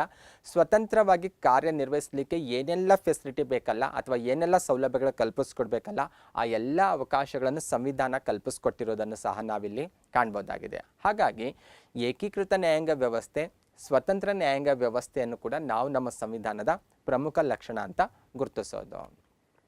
ನೆಕ್ಸ್ಟ್ ಒನ್ ಸೆಕ್ಯುಲರ್ ಸ್ಟೇಟ್ ಅಥವಾ ಜಾತ್ಯತೀತ ರಾಷ್ಟ್ರ ಅಥವಾ ಜಾತ್ಯತೀತತೆ ಅನ್ನೋದು ನಮ್ಮ ಸಂವಿಧಾನದ ಅತ್ಯಂತ ಪ್ರಮುಖ ಲಕ್ಷಣ ಅಂತ ಹೇಳೋದು. ಯಾಕೆ ಇಂಪಾರ್ಟೆಂಟ್ ಅಂತ ನೋಡ್ತಾ ಹೋದರೆ ಭಾರತ ನಿಮಗೆಲ್ಲ ಗೊತ್ತಿರುವ ಹಾಗೆ ಸಾಕಷ್ಟು ಧರ್ಮಗಳು ಸಾಕಷ್ಟು ಜಾತಿಗಳು ಇರುವಂಥ ಒಂದು ರಾಷ್ಟ್ರವಾಗಿದೆ. ನಮ್ಮ ದೇಶದಲ್ಲಿ ಸಾಕಷ್ಟು ಬೇರೆ ಬೇರೆ ಧರ್ಮದ ಜನರನ್ನು ನೋಡ್ಬೋದು, ಸಾಕಷ್ಟು ಬೇರೆ ಬೇರೆ ಜಾತಿ ಸಮುದಾಯಗಳ ಜನರನ್ನು ಸಹ ನಾವು ನೋಡ್ಬೋದಾಗಿದೆ. ಹಾಗಾಗಿ ಸೆಕ್ಯುಲರ್ ಅನ್ನುವಂಥ ವರ್ಡ್ ಅಥವಾ ಸೆಕ್ಯುಲರ್ ಸ್ಟೇಟ್ ಅನ್ನುವಂಥ ಕಾನ್ಸೆಪ್ಟ್ ನಮಗೆ ಹೆಚ್ಚು ಇಂಪಾರ್ಟೆಂಟ್ ಆಗುತ್ತೆ. ಏನು ಸೆಕ್ಯುಲರ್ ಸ್ಟೇಟ್ ಅಂತ ನೋಡ್ತಾ ಹೋದರೆ ಸೆಕ್ಯುಲರ್ ಸ್ಟೇಟ್ ಪ್ರಕಾರ ಭಾರತ ಸರ್ಕಾರ ಯಾವುದೇ ಒಂದು ಧರ್ಮವನ್ನು ರಾಷ್ಟ್ರೀಯ ಧರ್ಮ ಅಂತ ಘೋಷಣೆ ಮಾಡ್ಕೊಳ್ಳಂಗಿಲ್ಲ. ಧರ್ಮದ ವಿಷಯದಲ್ಲಿ ಸರ್ಕಾರ ರಾಜ್ಯ ತಟಸ್ಥವಾಗಿರಬೇಕು. ಓಕೆ, ಸೆಕ್ಯುಲರ್ ಸ್ಟೇಟ್ ಬಗ್ಗೆ ಬಂದಾಗ ಮತ್ತೆ ನಾವು ಪ್ರಿಯಾಂಬಲಲ್ಲಿ ಡಿಸ್ಕಷನ್ ಮಾಡಲೇಬೇಕಾಗುತ್ತೆ. ಬೇಸಿಕ್ ಕಾನ್ಸೆಪ್ಟ್ ನಿಮಗೆ ಕ್ಲಿಯರ್ ಆಗಿರಬೇಕು. ಸೆಕ್ಯುಲರ್ ಅಂದರೆ ಭಾರತ ಸರ್ಕಾರ ಯಾವುದೇ ಒಂದು ಧರ್ಮವನ್ನು ರಾಷ್ಟ್ರೀಯ ಧರ್ಮ ಅಂತ ಘೋಷಣೆ ಮಾಡೋಂಗಿಲ್ಲ. ಧರ್ಮದ ವಿಷಯದಲ್ಲಿ ಸರ್ಕಾರ ತಟಸ್ಥವಾಗಿರಬೇಕು. ಎಲ್ಲ ಧರ್ಮಗಳನ್ನು ಸಮನಾಗಿ ಕಾಣಬೇಕನ್ನುವಂಥ ಒಂದು ಬೇಸಿಕ್ ಕಾನ್ಸೆಪ್ಟ್ ಇದ್ದರೆ ಸಾಕು. ನೀವು ಪ್ರಿಯಾಂಬಲಲ್ಲಿ ಬಂದಾಗ ಮತ್ತೆ ಅಗೇನ್ ನಾವು ಡೀಟೇಲ್ ಆಗಿ ಅದ್ರ ಬಗ್ಗೆ ಡಿಸ್ಕಷನ್ ಮಾಡಲೇಬೇಕಾಗುತ್ತೆ. ನೆಕ್ಸ್ಟ್ ಒಂದು ಪ್ರಜಾಪ್ರಭುತ್ವ ಭಾರತ ಸಂವಿಧಾನದ ಮತ್ತೊಂದು ಪ್ರಮುಖವಾದಂಥ ಒಂದು ಲಕ್ಷಣ. ಅದರ ಜೊತೆಗೆ ಸಾಕಷ್ಟು ಬಾರಿ ಎಕ್ಸಾಮಲ್ಲಿ ಕೂಡ ಕೇಳಿರ್ತಾರೆ, ಏನಂತ, ಜಗತ್ತಿನ ಅತಿ ದೊಡ್ಡ ಪ್ರಜಾಪ್ರಭುತ್ವ ರಾಷ್ಟ್ರ ಯಾವುದಂತ ಕೂಡ ಕೇಳಿರ್ತಾರೆ. ಓಕೆ, ಭಾರತ ಜಗತ್ತಿನ ಅತಿ ದೊಡ್ಡ ಪ್ರಜಾಪ್ರಭುತ್ವ ರಾಷ್ಟ್ರ ಅನ್ನುವಂಥ ವಿಚಾರ ನಿಮಗೆಲ್ಲ ಗೊತ್ತಿರುವಂಥದ್ದು. ಆದರೆ ಇಲ್ಲಿ ನಮಗೆ ಭಾರತ ಜಗತ್ತಿನ ಅತಿ ದೊಡ್ಡ ಪ್ರಜಾಪ್ರಭುತ್ವ ರಾಷ್ಟ್ರ ಅನ್ನುವಂಥ ವಿಚಾರ ಗೊತ್ತು. ಆದರೆ ಬೇಸಿಕ್ಲಿ ಪ್ರಜಾಪ್ರಭುತ್ವ ಅಂದರೆ ಏನು ಅನ್ನೋಂಥ ಕಾನ್ಸೆಪ್ಟ್ ಕ್ಲಿಯರ್ ಆಗಬೇಕು. ಸ್ಪೆಷಲಿ ಬಿಗಿನರ್ಸ್ ಯಾರಾದರೂ ವಿಡಿಯೋ ನೋಡ್ತಾ ಇದ್ದರೆ ನಿಮಗೆ ಈ ಕಾನ್ಸೆಪ್ಟ್ ಕ್ಲಿಯರ್ ಆಗಲೇಬೇಕು. ಪ್ರಜಾಪ್ರಭುತ್ವ ಅಂದರೆ ಯಾವುದಕ್ಕೆ ಕರೀತಾರೆ ಅನ್ನೋದು. ಓಕೆ, ಫಸ್ಟ್ ಆಫ್ ಆಲ್ ಪ್ರಜಾಪ್ರಭುತ್ವ ಅಂದರೆ ಸಿಂಪಲ್ ಆಗಿ ಹೇಳೋದಾದರೆ ಪ್ರಜೆಗಳು ಆಡಳಿತದಲ್ಲಿ ಭಾಗವಹಿಸಬೇಕು. ಪ್ರಜೆಗಳು ಆಡಳಿತದಲ್ಲಿ ಭಾಗವಹಿಸ್ತಾ ಇದ್ದರೆ ಅದಕ್ಕೆ ನಾವು ಪ್ರಜಾಪ್ರಭುತ್ವ ಅಂತ ಹೇಳೋದು. ಫಾರ್ ಎಕ್ಸಾಂಪಲ್, ದೇಶದಲ್ಲಿ ಆಡಳಿತ ನಡೀತಾ ಇರುತ್ತೆ, ಆ ಆಡಳಿತದಲ್ಲಿ ಪ್ರಜೆಗಳು ಭಾಗವಹಿಸ್ತಾ ಇದ್ದರೆ ಆ ದೇಶಕ್ಕೆ ನಾವು ಪ್ರಜಾಪ್ರಭುತ್ವ ರಾಷ್ಟ್ರ ಅಂತ ಹೇಳ್ಬೋದು. ಓಕೆ, ಪ್ರಜೆಗಳು ಆಡಳಿತದಲ್ಲಿ ಭಾಗವಹಿಸಲಿಕ್ಕೆ ಎರಡು ಮಾರ್ಗಗಳಿದ್ದಾವೆ ಅಥವಾ ಎರಡು ರೀತಿಯಲ್ಲಿ ಭಾಗವಹಿಸ್ಬೋದು. ಪ್ರತ್ಯಕ್ಷವಾಗಾದರೂ ಭಾಗವಹಿಸ್ಬೋದು ಅಥವಾ ಪರೋಕ್ಷವಾಗಾದರೂ ಭಾಗವಹಿಸ್ಬೋದು. ಪ್ರತ್ಯಕ್ಷವಾಗಂದರೆ ಜನರೇ ನೇರವಾಗಿ ಅದರಲ್ಲಿ ಪಾರ್ಟಿಸಿಪೇಷನ್ ಮಾಡೋದು, ಶಾಸನ ರಚನೆಯಲ್ಲಾಗಿರ್ಬೋದು, ಶಾಸನ ಅನುಷ್ಠಾನ ಆಗಿರ್ಬೋದು, ಇಂತಹ ಆಡಳಿತ ಪ್ರಕ್ರಿಯೆಯಲ್ಲಿ ಜನರೇ ನೇರವಾಗಿ ಭಾಗವಹಿಸ್ಬೋದು. ಆದರೆ ಆಧುನಿಕ ಯುಗದಲ್ಲಿ ಬಂದಾಗ ಬಹುತೇಕ ರಾಷ್ಟ್ರಗಳಲ್ಲಿ ನಾವು ಪರೋಕ್ಷ ಪ್ರಜಾಪ್ರಭುತ್ವವನ್ನೇ ಕಾಣ್ತೇವೆ. ಯಾಕಂದರೆ ದೇಶಗಳು ವಿಸ್ತೀರ್ಣದಲ್ಲಿ ದೊಡ್ಡದಾಗಿದ್ದಾವೆ, ಜನಸಂಖ್ಯೆಯಲ್ಲಿ ಕೂಡ ಸಾಕಷ್ಟು ದೊಡ್ಡ ದೇಶಗಳಿದ್ದಾವೆ. ಹಾಗಾಗಿ ಆಧುನಿಕ ಯುಗದಲ್ಲಿ ಬಂದಾಗ ಬಹುತೇಕ ರಾಷ್ಟ್ರಗಳಲ್ಲಿ ನಾವು ಪರೋಕ್ಷ ಪ್ರಜಾಪ್ರಭುತ್ವವನ್ನೇ ಕಾಣ್ತೇವೆ. ಓಕೆ, ಭಾರತ ಏಕೆ ಪ್ರಜಾಪ್ರಭುತ್ವ ರಾಷ್ಟ್ರ ಅಂತ ನಾವು ಕರೆಯೋದನ್ನುವಂಥ ಕ್ವಶನ್ಗೆ ನಿಮ್ಗೆ ಆನ್ಸರ್ ಸಿಕ್ಕಿದೆ ಅಂತ ನಾನು ಅಂದ್ಕೊಂಡಿದ್ದೀನಿ. ಓಕೆ, ಇಲ್ಲಿ ಇನ್ನೊಂದು ಕಾನ್ಸೆಪ್ಟ್ ಕ್ಲಿಯರ್ ಆಗಬೇಕು. ಪ್ರಜಾಪ್ರಭುತ್ವ ವ್ಯವಸ್ಥೆ ಅಂತ ಬಂದಾಗ ಇಲ್ಲಿ ಜನರು ತಮಗೆ ಬೇಕಾದಂತಹ ಸರ್ಕಾರವನ್ನು ಅಧಿಕಾರಕ್ಕೆ ತರ್ಬೋದು, ಬೇಡವಾದ ಸರ್ಕಾರವನ್ನು ಏನು ಮಾಡ್ಬೋದು, ಅಧಿಕಾರದಿಂದ ತೆಗೆದುಹಾಕ್ಬೋದು. ಇದಕ್ಕಾಗಿ ಸಾಮಾನ್ಯವಾಗಿ ಒಂದು ನಿರ್ದಿಷ್ಟವಾದಂಥ ವರ್ಷಗಳಿಗೆ ಅಥವಾ ಒಂದು ನಿರ್ದಿಷ್ಟವಾದಂಥ ಅವಧಿಗೆ ಚುನಾವಣೆಗಳು ನಡೀತಾ ಇರ್ತವೆ. ಸಾಮಾನ್ಯವಾಗಿ ನಮ್ಮ ದೇಶದಲ್ಲಿ ಬಂದಾಗ ಲೋಕಸಭಾ ಚುನಾವಣೆ, ವಿಧಾನಸಭಾ ಚುನಾವಣೆಗಳು, ಗ್ರಾಮ ಪಂಚಾಯತಿಗಳಾಗಿರ್ಬೋದು ಅಥವಾ ಇತರೆ ಸ್ಥಳೀಯ ಸಂಸ್ಥೆಗಳಾಗಿರ್ಬೋದು, ಸಾಮಾನ್ಯವಾಗಿ 5 ವರ್ಷಗಳಿಗೊಮ್ಮೆ ಚುನಾವಣೆ ನಡೆಯೋದನ್ನು ಕಾಣ್ತೇವೆ.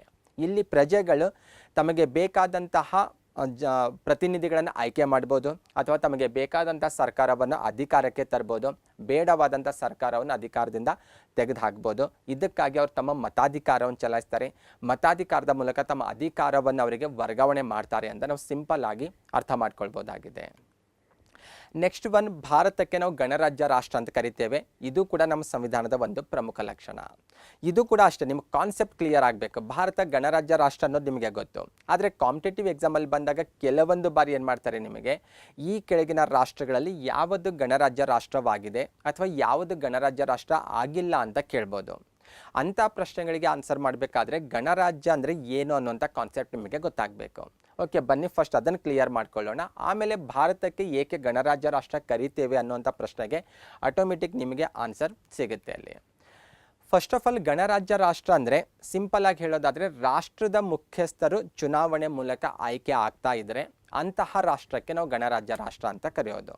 ಅಂದರೆ ದೇಶದ ಮುಖ್ಯಸ್ಥರು ಚುನಾವಣೆ ಮೂಲಕ ಆಯ್ಕೆ ಆಗ್ತಾ ಇದ್ದರೆ ಅಂತಹ ದೇಶಕ್ಕೆ ನಾವು ಗಣರಾಜ್ಯ ಅಂತ ಹೇಳೋದು. ಓಕೆ, ಇಲ್ಲಿ ಬಂದಾಗ ರಾಷ್ಟ್ರದ ಮುಖ್ಯಸ್ಥರು ಚುನಾವಣೆ ಮೂಲಕ ಆಯ್ಕೆ ಆಗಬೇಕು ಅನ್ನೋಂಥ ಕಾನ್ಸೆಪ್ಟ್ ನಿಮಗೆ ಕ್ಲಿಯರ್ ಆಗಬೇಕು. ಆದರೆ ಅವರು ಎರಡು ರೀತಿಯಲ್ಲಿ ಆಯ್ಕೆ ಆಗ್ಬೋದು. ರಾಷ್ಟ್ರದ ಮುಖ್ಯಸ್ಥರು ಪ್ರತ್ಯಕ್ಷ ಚುನಾವಣೆ ಮೂಲಕ ಆದರೂ ಆಯ್ಕೆ ಆಗ್ಬೋದು ಅಥವಾ ಪರೋಕ್ಷ ಚುನಾವಣೆ ಮೂಲಕ ಆದರೂ ಆಯ್ಕೆ ಆಗ್ಬೋದು. ಎರಡಕ್ಕೂ ಅವಕಾಶ ಇದೆ. ಗಣರಾಜ್ಯ ಅಂತ ಕರಿಬೇಕಾದ್ರೆ ರಾಷ್ಟ್ರದ ಮುಖ್ಯಸ್ಥರು ಪ್ರತ್ಯಕ್ಷ ಚುನಾವಣೆ ಮೂಲಕನೇ ಆಯ್ಕೆ ಆಗಬೇಕಂತೇನಿಲ್ಲ. ಪ್ರತ್ಯಕ್ಷ ಚುನಾವಣೆ ಅಂದ್ರೆ ಏನು, ಜನರೇ ನೇರವಾಗಿ ಅವರನ್ನು ಆಯ್ಕೆ ಮಾಡಬೇಕಂತೇನಿಲ್ಲ, ಆಯ್ಕೆ ಮಾಡಿದ್ರು ಓಕೆ ಅದು ಗಣರಾಜ್ಯ ರಾಷ್ಟ್ರ. ಇನ್ ಕೇಸ್ ಸೆಕೆಂಡ್ ಪಾಯಿಂಟಿಗೆ ಬಂದರೆ ಗೊತ್ತಾಗುತ್ತೆ, ಇನ್ ಕೇಸ್ ರಾಷ್ಟ್ರದ ಮುಖ್ಯಸ್ಥರು ಪರೋಕ್ಷ ಚುನಾವಣೆ ಮೂಲಕ ಆಯ್ಕೆ ಆಗ್ತಾ ಇದ್ರು ಸಹ ಅಂತಹ ರಾಷ್ಟ್ರಕ್ಕೂ ಕೂಡ ನಾವು ಗಣರಾಜ್ಯ ರಾಷ್ಟ್ರ ಅಂತ ಕರಿಬೋದು. ಪರೋಕ್ಷ ಚುನಾವಣೆ ಅಂದರೆ ನಾವು ನೇರವಾಗಿ ಮತ ಹಾಕೋದಿಲ್ಲ, ನಮ್ಮ ಪ್ರತಿನಿಧಿಗಳು ನಮ್ಮ ಪರವಾಗಿ ಮತ ಹಾಕೋದು. ಫಾರ್ ಎಕ್ಸಾಂಪಲ್, ಈಗ ನಾನು ವಿಧಾನಸಭಾ ಸದಸ್ಯರನ್ನು ಮತ್ತು ಲೋಕಸಭಾ ಸದಸ್ಯರನ್ನು ನೇರವಾಗಿ ನಾನೇ ಮತ ಚಲಾಯಿಸೋರ ಮೂಲಕ ಆಯ್ಕೆ ಮಾಡ್ತೀನಿ. ಹಾಗಾಗಿ ಲೋಕಸಭಾ ಸದಸ್ಯರು ಮತ್ತು ವಿಧಾನಸಭಾ ಸದಸ್ಯರು ಪ್ರತ್ಯಕ್ಷ ಚುನಾವಣೆ ಮೂಲಕ ಆಯ್ಕೆ ಆಗ್ತಾರಂತ ಹೇಳ್ಬೋದು. ಭಾರತದ ರಾಷ್ಟ್ರದ ಮುಖ್ಯಸ್ಥರು ಯಾರು ಅಂತ ಕೇಳಿದ್ರೆ ಈಸಿಯಾಗಿ ನೀವು ಆನ್ಸರ್ ಮಾಡ್ಬೋದು, ರಾಷ್ಟ್ರಪತಿಗಳಂತ. ರಾಷ್ಟ್ರಪತಿಗಳು ಚುನಾವಣೆ ಮೂಲಕ ಆಯ್ಕೆ ಆಗ್ತಾರ ಅಂತ ಕ್ವಶನ್ ಬಂದರೆ ಕೆಲವೊಬ್ರಿಗೆ ಕನ್ಫ್ಯೂಷನ್ ಸ್ಟಾರ್ಟ್ ಆಗುತ್ತೆ ಅಥವಾ ಗೊಂದಲ ಸ್ಟಾರ್ಟ್ ಆಗುತ್ತೆ. ರಾಷ್ಟ್ರಪತಿಗಳು ಚುನಾವಣೆ ಮೂಲಕ ಆಯ್ಕೆ ಆಗ್ತಾರೆ ಇಲ್ಲ ಅಂತ ನಮಗೆ ಕಾನ್ಫಿಡೆನ್ಸಿಂದ ಉತ್ತರ ಮಾಡಲಿಕ್ಕೆ ಕೆಲವೊಬ್ರಿಗೆ ಗೊಂದಲ ಸ್ಟಾರ್ಟ್ ಆಗುತ್ತೆ.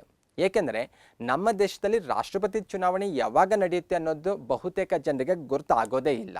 ಆದರೆ ನಮ್ಮ ದೇಶದಲ್ಲಿ ಲೋಕಸಭಾ ಚುನಾವಣೆ, ವಿಧಾನಸಭಾ ಚುನಾವಣೆ, ಈ ಸ್ಥಳೀಯ ಸಂಸ್ಥೆಗಳ ಚುನಾವಣೆಗೆ ಎಷ್ಟು ಫೇಮಸ್ ಆಗಿರ್ತವೆ ಅಥವಾ ಎಷ್ಟು ಜನ ಅದರಲ್ಲಿ ಇನ್ವಾಲ್ವ್ ಆಗಿರ್ತಾರಲ್ವ, ಅಷ್ಟೊಂದು ಇಂಟ್ರೆಸ್ಟ್ ರಾಷ್ಟ್ರಪತಿ ಚುನಾವಣೆಯಲ್ಲಿ ಅವರು ತೋರಿಸೋದಿಲ್ಲ. ಬಿಕಾಸ್ ರಾಷ್ಟ್ರಪತಿ ಚುನಾವಣೆ ಪರೋಕ್ಷವಾಗಿ ನಡೆಯೋದು, ಆ ಹುದ್ದೆಗೆ ನಡೆಯುವಂಥ ಚುನಾವಣೆ ಪರೋಕ್ಷವಾಗಿರೋದು.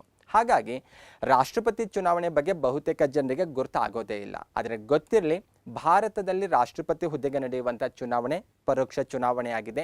ಇಲ್ಲಿ ನಾವು ನೇರವಾಗಿ ಮತ ಹಾಕೋದಿಲ್ಲ, ನಮ್ಮಿಂದ ಆಯ್ಕೆ ಆಗಿರುವಂತಹ ಲೋಕಸಭಾ ಸದಸ್ಯರು, ವಿಧಾನಸಭಾ ಸದಸ್ಯರು ಮತ ಹಾಕೋದ್ರ ಮೂಲಕ ರಾಷ್ಟ್ರಪತಿಯನ್ನು ಆಯ್ಕೆ ಮಾಡ್ತಾರೆ. ಹಾಗಾಗಿ ಭಾರತಕ್ಕೆ ನಾವು ಗಣರಾಜ್ಯ ರಾಷ್ಟ್ರ ಅಂತ ಹೇಳೋದು. ಓಕೆ, ಕಾನ್ಸೆಪ್ಟ್ ಕ್ಲಿಯರ್ ಆಗಿರಬೇಕು. ಯಾವ ರಾಷ್ಟ್ರದಲ್ಲಿ ಮುಖ್ಯಸ್ಥರು ಚುನಾವಣೆ ಮೂಲಕ ಆಯ್ಕೆ ಆಗ್ತಾರೋ ಆ ರಾಷ್ಟ್ರಕ್ಕೆ ನಾವು ಗಣರಾಜ್ಯ ಅಂತ ಹೇಳೋದು.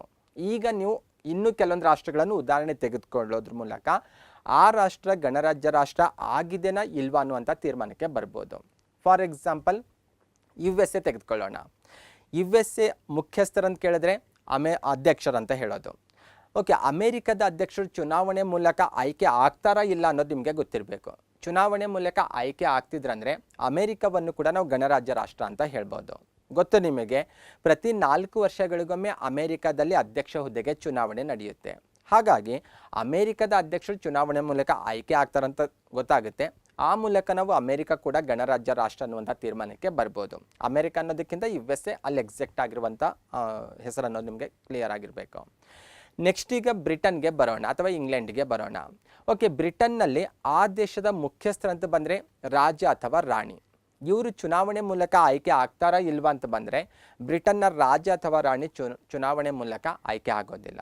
ಹಾಗಾದರೆ ಅವ್ರು ಮತ್ತೆ ಹೆಂಗೆ ಬರೋದು ಆ ಹುದ್ದೆಗೆ ಅಂತ ನೋಡ್ತಾ ಹೋದರೆ ಅವರು ಆನುವಂಶಿಕವಾಗಿ ನೇಮಕ ಆಗಿ ಬರ್ತಾರೆ. ಹಾಗಾಗಿ ನಾವು ಬ್ರಿಟನ್ಗೆ ನಾವು ಗಣರಾಜ್ಯ ರಾಷ್ಟ್ರ ಅಂತ ಹೇಳಂಗಿಲ್ಲ. ಓಕೆ, ಇಷ್ಟು ವಿಚಾರ ನಿಮಗೆ ಕ್ಲಿಯರ್ ಆಗಿ ಗೊತ್ತಿರಬೇಕು. ಓಕೆ, ಈ ಸ್ಲೈಡಲ್ಲಿ ಕೆಲವೊಂದು ಪೇಪರ್ ಕಟ್ ನೋಡ್ಬೋದು ನೀವಲ್ಲಿ. 2012ರಲ್ಲಿ ನಡೆದಿರುವಂಥ ಚುನಾವಣೆಗೆ ರಿಲೇಟೆಡ್ ಆಗಿರುವಂಥ ಕೆಲವೊಂದು ಅಂಕಿಅಂಶ ನೋಡ್ಬೋದು. 2017ರಲ್ಲಿ ನಡೆದಿರುವಂಥ ಚುನಾವಣೆಯ ಅಂಕಿಅಂಶ ನೋಡ್ಬೋದು. ನೀವು ನ್ಯೂಸ್ ಪೇಪರು ಮತ್ತು ನ್ಯೂಸ್ಗಳನ್ನು ನೋಡ್ತಾ ಹೋದರೆ ಅಲ್ಲಿ ರಾಷ್ಟ್ರಪತಿ ಚುನಾವಣೆಗೆ ರಿಲೇಟೆಡ್ ಚರ್ಚೆ ಆಗ್ತಾ ಇರುತ್ತೆ. ಆದರೆ ಜನಸಾಮಾನ್ಯರಲ್ಲಿ ಬಂದಾಗ ರಾಷ್ಟ್ರಪತಿ ಚುನಾವಣೆ, ಲೋಕಸಭೆ, ವಿಧಾನಸಭೆ, ಸ್ಥಳೀಯ ಸಂಸ್ಥೆಗಳ ಚುನಾವಣೆಯಷ್ಟು ಸುದ್ದಿಯಲ್ಲಿ ಇರಲ್ಲ. ಹಾಗಾಗಿ ಬಹುತೇಕ ಜನರಿಗೆ ರಾಷ್ಟ್ರಪತಿ ಚುನಾವಣೆ ಯಾವಾಗ ಆಗುತ್ತೆ ಅನ್ನುವಂಥ ಇನ್ಫಾರ್ಮೇಷನ್ ಕ್ಲಿಯರ್ ಆಗಿ ಗೊತ್ತಿರೋದಿಲ್ಲ. ಓಕೆ, ನೆಕ್ಸ್ಟ್ ಒನ್ ನೋಡ್ತಾ ಹೋದರೆ ಭಾರತದ ಸಂವಿಧಾನ ಕೆಲವೊಂದು ಸ್ವತಂತ್ರ ಆಯೋಗಗಳ ಸ್ಥಾಪನೆಗೆ, ಕೆಲವೊಂದು ಸ್ವತಂತ್ರ ಹುದ್ದೆಗಳ ಸ್ಥಾಪನೆಗೂ ಕೂಡ ಅವಕಾಶ ಮಾಡಿಕೊಟ್ಟಿದೆ. ಇವುಗಳನ್ನು ಕೂಡ ಒಂದು ಸಂವಿಧಾನದ ಲಕ್ಷಣ ಅಂತ ಗುರುತಿಸೋದು. For example, election commission of India ಇರ್ಬೋದು, ಅಥವಾ CAG ಹುದ್ದೆ ಆಗಿರ್ಬೋದು, UPSC ಆಗಿರ್ಬೋದು, ಅಥವಾ ಸ್ಟೇಟ್ ಪಬ್ಲಿಕ್ ಸರ್ವಿಸ್ ಕಮಿಷನ್ ಆಗಿರ್ಬೋದು. ಇಂತಹ ಸಾಕಷ್ಟು ಹುದ್ದೆಗಳನ್ನು ಆಗಿರ್ಬೋದು ಅಥವಾ ಕೆಲವೊಂದು ಆಯೋಗಗಳ ಸ್ಥಾಪನೆಗೆ ಅವಕಾಶ ಮಾಡಿಕೊಟ್ಟಿದೆ. ಇವೆಲ್ಲವೂ ಕೂಡ ಸಂವಿಧಾನಾತ್ಮಕ ಆಯೋಗಗಳು. CAG ಹುದ್ದೆಯನ್ನು ಸಂವಿಧಾನಾತ್ಮಕ ಹುದ್ದೆ ಅಂತ ಹೇಳ್ಬೋದು. ಇಂತಹ ಹುದ್ದೆಗಳಾಗಿರ್ಬೋದು, ಆಯೋಗಗಳು ಕೂಡ ನಮ್ಮ ದೇಶದಲ್ಲಿ ಕಾರ್ಯನಿರ್ವಹಿಸ್ತಾ ಇರ್ತವೆ. ಇವುಗಳ ಸ್ಥಾಪನೆಗೆ ಸಂವಿಧಾನ ಅವಕಾಶ ಮಾಡಿಕೊಟ್ಟಿದೆ. ಇವುಗಳನ್ನು ಕೂಡ ನಮ್ಮ ಸಂವಿಧಾನದ ಒಂದು ಪ್ರಮುಖ ಲಕ್ಷಣ ಅಂತ ನಾವು ಗುರುತಿಸಬಹುದಾಗಿದೆ.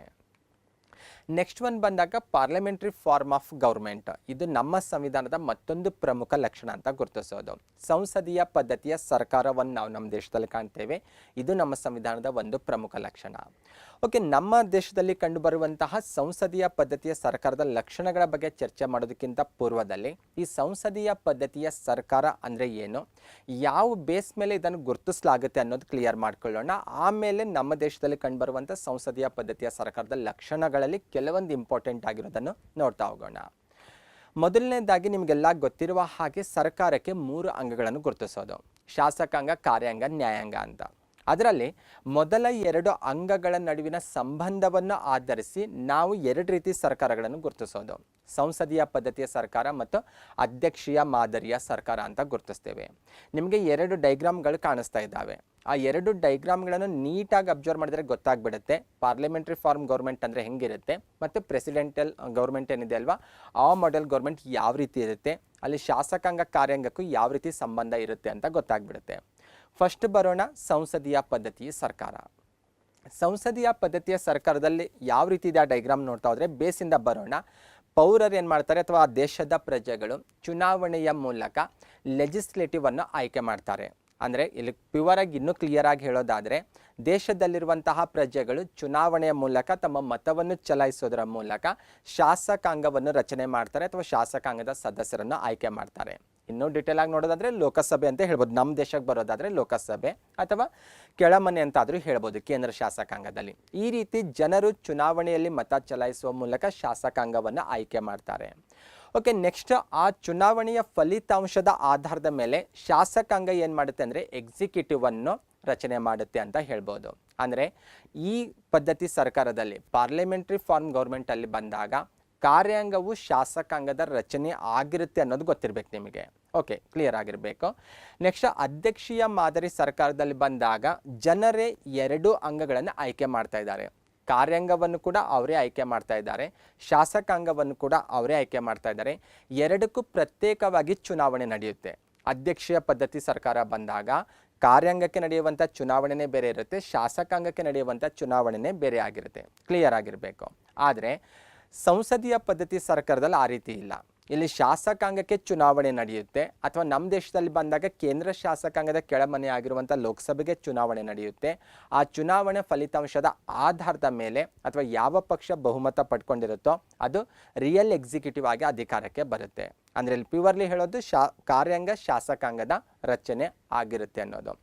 ಈ ಬೇಸ್ ಮೇಲೆ ನಾವು ಸಂಸದೀಯ ಮತ್ತು ಅಧ್ಯಕ್ಷೀಯ ಮಾದರಿ ಸರ್ಕಾರ ಅಂತ ಗುರುತಿಸೋದು. ಇನ್ನು ಭಾರತದ ವಿಚಾರಕ್ಕೆ ಬರೋಣ. ಭಾರತದ ಏನು ಪಾರ್ಲಿಮೆಂಟ್ರಿ ಫಾರ್ಮ್ ಗೌರ್ಮೆಂಟ್ ಇದೆ ಅಲ್ವಾ, ಈ ಸರ್ಕಾರದ ಲಕ್ಷಣಗಳು ಯಾವಿದ್ದಾವೆ ಅಂತ ನೋಡ್ತಾ ಹೋದರೆ ಫಸ್ಟ್ ಆಫ್ ಆಲ್ ಕಾರ್ಯಾಂಗಕ್ಕೆ 2 ಮುಖ್ಯಸ್ಥರು ಇರೋದು ಕಂಡುಬರುತ್ತೆ. ಆಲ್ರೆಡಿ ಆ ಇಮೇಜ್ಗಳು ನೋಡಿದ್ರೆ ಗೊತ್ತಾಗ್ತಾ ಇದೆ. ಕಾರ್ಯಾಂಗಕ್ಕೆ 2 ಮುಖ್ಯಸ್ಥರಂದರೆ ಯಾರು? ಒಬ್ಬರು ನಾಮ ಮಾತ್ರ ಮುಖ್ಯಸ್ಥರಿರ್ತಾರೆ, ಇನ್ನೊಬ್ಬರು ನೈಜ ಮುಖ್ಯಸ್ಥರಿರ್ತಾರೆ. ನಾಮ ಮಾತ್ರ ಮುಖ್ಯಸ್ಥರಂದರೆ ಯಾರು? ರಾಷ್ಟ್ರಪತಿಗಳು. ನೈಜ ಮುಖ್ಯಸ್ಥರಂದರೆ ಪ್ರಧಾನಿ ನೇತೃತ್ವದ ಮಂತ್ರಿಮಂಡಲ. ಕ್ಲಿಯರ್ ಆಗಿರಬೇಕು. ನಾಮಿನಲ್ ಹೆಡ್ ಮತ್ತು ರಿಯಲ್ ಹೆಡ್ ಅಂತಾದರೂ ಹೇಳ್ಬೋದು ಇವರನ್ನು ನಾವು. ಕೇವಲ ನಮ್ಮ ಸಂವಿಧಾನ ಕೇಂದ್ರದಲ್ಲಿ ಮಾತ್ರ ಸಂಸದೀಯ ಪದ್ಧತಿ ಸರ್ಕಾರಕ್ಕೆ ಅವಕಾಶ ಮಾಡಿಕೊಟ್ಟಿಲ್ಲ, ರಾಜ್ಯಗಳಲ್ಲಿಯೂ ಕೂಡ ನಾವು ಸಂಸದೀಯ ಮಾದರಿ ಸರ್ಕಾರವನ್ನೇ ಕಾಣ್ಬೋದು. ರಾಜ್ಯ ಸರ್ಕಾರದಲ್ಲಿ ಬಂದಾಗ ರಾಜ್ಯ ಕಾರ್ಯಾಂಗಕ್ಕೂ ಕೂಡ 2 ಮುಖ್ಯಸ್ಥರನ್ನು ಕಾಣ್ಬೋದು. ಇಲ್ಲಿ ನಾಮ ಮಾತ್ರವಾಗಿ ರಾಜ್ಯಪಾಲರು ಇರ್ತಾರೆ, ನೈಜ ಕಾರ್ಯಾಂಗವಾಗಿ ಇಲ್ಲಿ ಮುಖ್ಯಮಂತ್ರಿ ನೇತೃತ್ವದ ಮಂತ್ರಿಮಂಡಲ ಕಾರ್ಯನಿರ್ವಹಿಸುತ್ತೆ. ಇದು ಒಂದು ಪ್ರಮುಖ ಲಕ್ಷಣ ಹೇಳ್ಬೋದು. ಇಂಥದ್ದೇ ವ್ಯವಸ್ಥೆಯನ್ನು ನಾವು ಬ್ರಿಟನ್ನಲ್ಲಿ ಕೂಡ ಕಾಣ್ಬೋದು. ಬ್ರಿಟನ್ನ ಮಾಡೆಲನ್ನೇ ನಾವು ನಮ್ಮಲ್ಲಿ ಅಳವಡಿಸ್ಕೊಂಡಿರೋದು ಸಂಸದೀಯ ಪದ್ಧತಿ ಸರ್ಕಾರ ಅಂತ ಬಂದಾಗ ನಮ್ಮ ದೇಶಕ್ಕೆ ರಿಲೇಟೆಡ್ ಆಗಿ ಚರ್ಚೆ ಮಾಡ್ತಾ ಇರೋದ್ರಿಂದ ನಾನು ಇಲ್ಲಿ ಬ್ರಿಟನ್ ರಾಣಿ ಅಥವಾ ರಾಜನನ್ನು ಇಲ್ಲಿ ಉದಾಹರಣೆಯಾಗಿ ಬಳಸ್ತಾ ಇಲ್ಲ. ನೆಕ್ಸ್ಟ್ ಒಂದು ಬಂದರೆ ಇಲ್ಲಿ ಕಾರ್ಯಾಂಗದಲ್ಲಿ ಸ್ಪೆಷಲಿ ನೈಜ ಕಾರ್ಯಾಂಗ ಅಂತ ಬಂದರೆ ಇದು ಶಾಸಕಾಂಗದ ರಚನೆ ಆಗಿರುತ್ತೆ. ಜನರಲ್ ಆಗಿ ಬಂದಾಗ ನಾವು ಕಾರ್ಯಾಂಗ ಶಾಸಕಾಂಗದ ರಚನೆ ಅಂತ ಹೇಳ್ತೇವೆ. ಆದರೆ ಕಾರ್ಯಾಂಗದಲ್ಲಿ ಬಂದಾಗ ನೈಜ ಕಾರ್ಯಾಂಗ, ನಾಮ ಮಾತ್ರ ಕಾರ್ಯಾಂಗ ಅಂತ ಡಿವೈಡ್ ಮಾಡ್ತೇವೆ. ನೈಜ ಕಾರ್ಯಾಂಗ ಅಂದರೆ ಆಲ್ರೆಡಿ ಪ್ರೀವಿಯಸ್ ಸ್ಲೈಡಲ್ಲಿ ನಾನು ಚರ್ಚೆ ಮಾಡಿದ ಹಾಗೆ ಪ್ರಧಾನಿ ನೇತೃತ್ವದ ಮಂತ್ರಿಮಂಡಲ. ಕೇಂದ್ರಕ್ಕೆ ಟಾರ್ಗೆಟ್ ಮಾಡಿ ನಾನು ಇಲ್ಲಿ ಕಾನ್ಸೆಪ್ಟ್ ಕ್ಲಿಯರ್ ಮಾಡ್ತಾ ಇರೋದು. ಪ್ರಧಾನಿ ನೇತೃತ್ವದ ಮಂತ್ರಿಮಂಡಲ ಶಾಸಕಾಂಗದ ರಚನೆ ಆಗಿರುತ್ತೆ. ಒಂದು ಡೈಗ್ರಾಮ್ ಕಾಣಿಸ್ತಾ ಇದೆ ನಿಮಗೆ. ದೇಶದ ಪ್ರಜೆಗಳು ಕೇಂದ್ರ ಶಾಸಕಾಂಗದ ಕೆಳಮನೆ ಆಗಿರುವಂಥ ಅಥವಾ ಜನತಾ ಸದನ ಅಂತ ಏನು ಕರಿತೇವಲ್ವಾ, ಲೋಕಸಭೆಗೆ ಸದಸ್ಯರನ್ನು ಚುನಾವಣೆ ಮೂಲಕ ಆಯ್ಕೆ ಮಾಡ್ತಾ ಇದ್ದಾರೆ. ಲೋಕಸಭಾ ಚುನಾವಣಾ ಫಲಿತಾಂಶದ ಆಧಾರದ ಮೇಲೆ ಯಾವ ಪಕ್ಷ ಬಹುಮತ ಪಡ್ಕೊಂಡಿರುತ್ತೋ ಆ ಪಕ್ಷ ಏನಾಗುತ್ತೆ, ರಿಯಲ್ ಎಕ್ಸಿಕ್ಯೂಟಿವ್ ಆಗಿ ತನ್ನ ಅಧಿಕಾರವನ್ನು ಪಡ್ಕೊಂಡ್ಬಿಡುತ್ತೆ. ಫಾರ್ ಎಕ್ಸಾಂಪಲ್ ಪ್ರೆಸೆಂಟ್ ನಾನು ಹೇಳಬೇಕಾದ್ರೆ ಈಗ ನಾವು ಕೇಂದ್ರದಲ್ಲಿ BJP ನೇತೃತ್ವದ NDA ಸರ್ಕಾರವನ್ನು ಕಾಣ್ತೇವೆ. ಬಿಕಾಸ್ ಲಾಸ್ಟ್ ಲೋಕಸಭಾ ಎಲೆಕ್ಷನಲ್ಲಿ ಬಂದಾಗ ಆ ಪಕ್ಷ ಬಹುಮತ ಪಡ್ಕೊಂಡಿತ್ತು, ಹಾಗಾಗಿ ಆ ಪಕ್ಷವು ಈಗ ರಿಯಲ್ ಎಕ್ಸಿಕ್ಯೂಟಿವ್ ಆಗಿ ಕಾರ್ಯನಿರ್ವಹಿಸ್ತಾ ಇದೆ. ಆ ಪಕ್ಷ ಅಂದರೆ ಆ ಪಕ್ಷ ಟೋಟಲ್ ಅಂತಲ್ಲ, ಆ ಪಕ್ಷದಲ್ಲಿ ಅವರೇ ಕೆಲವೊಬ್ಬರನ್ನು ಮಂತ್ರಿಮಂಡಲಕ್ಕೆ ಆಯ್ಕೆ ಮಾಡ್ಕೊಳ್ತಾರೆ. ಪ್ರಧಾನಿಯವರು ಪ್ರಧಾನಿ ಮತ್ತು ಅವರ ಮಂತ್ರಿಮಂಡಲ ರಿಯಲ್ ಎಕ್ಸಿಕ್ಯೂಟಿವ್ ಆಗಲ್ಲಿ ವರ್ಕ್ ಮಾಡ್ತಾ ಇದೆ. ಮತ್ತು ಅವ್ರ ಜೊತೆ ನಾವು ಅದ್ರ ಮೇಲ್ಭಾಗದಲ್ಲಿ ಆ ಡೈಗ್ರಾಮಲ್ಲಿ ನೋಡಿದಾಗ ನಾಮಿನಲ್ ಎಕ್ಸಿಕ್ಯೂಟಿವ್ ಅನ್ನು ಕೂಡ ಕಾಣ್ಬೋದು. ರಾಷ್ಟ್ರಪತಿಯವರು ನಾಮಮಾತ್ರ ಮುಖ್ಯಸ್ಥರಾಗಿ ಇಲ್ಲಿ ಕೆಲಸ ಮಾಡ್ತಾ ಇರ್ತಾರೆ. ಅಂದರೆ ಪ್ಯೂರ್ಲಿ ಒಂದು ಕಾನ್ಸೆಪ್ಟ್ ಕ್ಲಿಯರ್ ಆಗಿರಬೇಕು, ಇಲ್ಲಿ ನೈಜ ಕಾರ್ಯಾಂಗವಾಗಿ ಕಾರ್ಯನಿರ್ವಹಿಸುವಂಥ ಪ್ರಧಾನಿ ನೇತೃತ್ವದ ಮಂತ್ರಿಮಂಡಲ ಶಾಸಕಾಂಗದ ರಚನೆ ಆಗಿರುತ್ತೆ ಅಂತ ನಮಗೆ ಆ ಕಾನ್ಸೆಪ್ಟ್ ಇಲ್ಲಿ ಗೊತ್ತಾಗಬೇಕು. ನೆಕ್ಸ್ಟ್ ವಿಚಾರ ನೋಡೋದಾದರೆ ಈ ಸರ್ಕಾರದ ಮತ್ತೊಂದು ಪ್ರಮುಖ ಲಕ್ಷಣವೆಂದರೆ ಮಂತ್ರಿಗಳೆಲ್ಲರೂ ಕೂಡ ಶಾಸಕಾಂಗದ ಸದಸ್ಯರೇ ಆಗಿರ್ತಾರೆ. ಇದು ಕ್ಲಿಯರ್ ಆಗಿರಬೇಕು.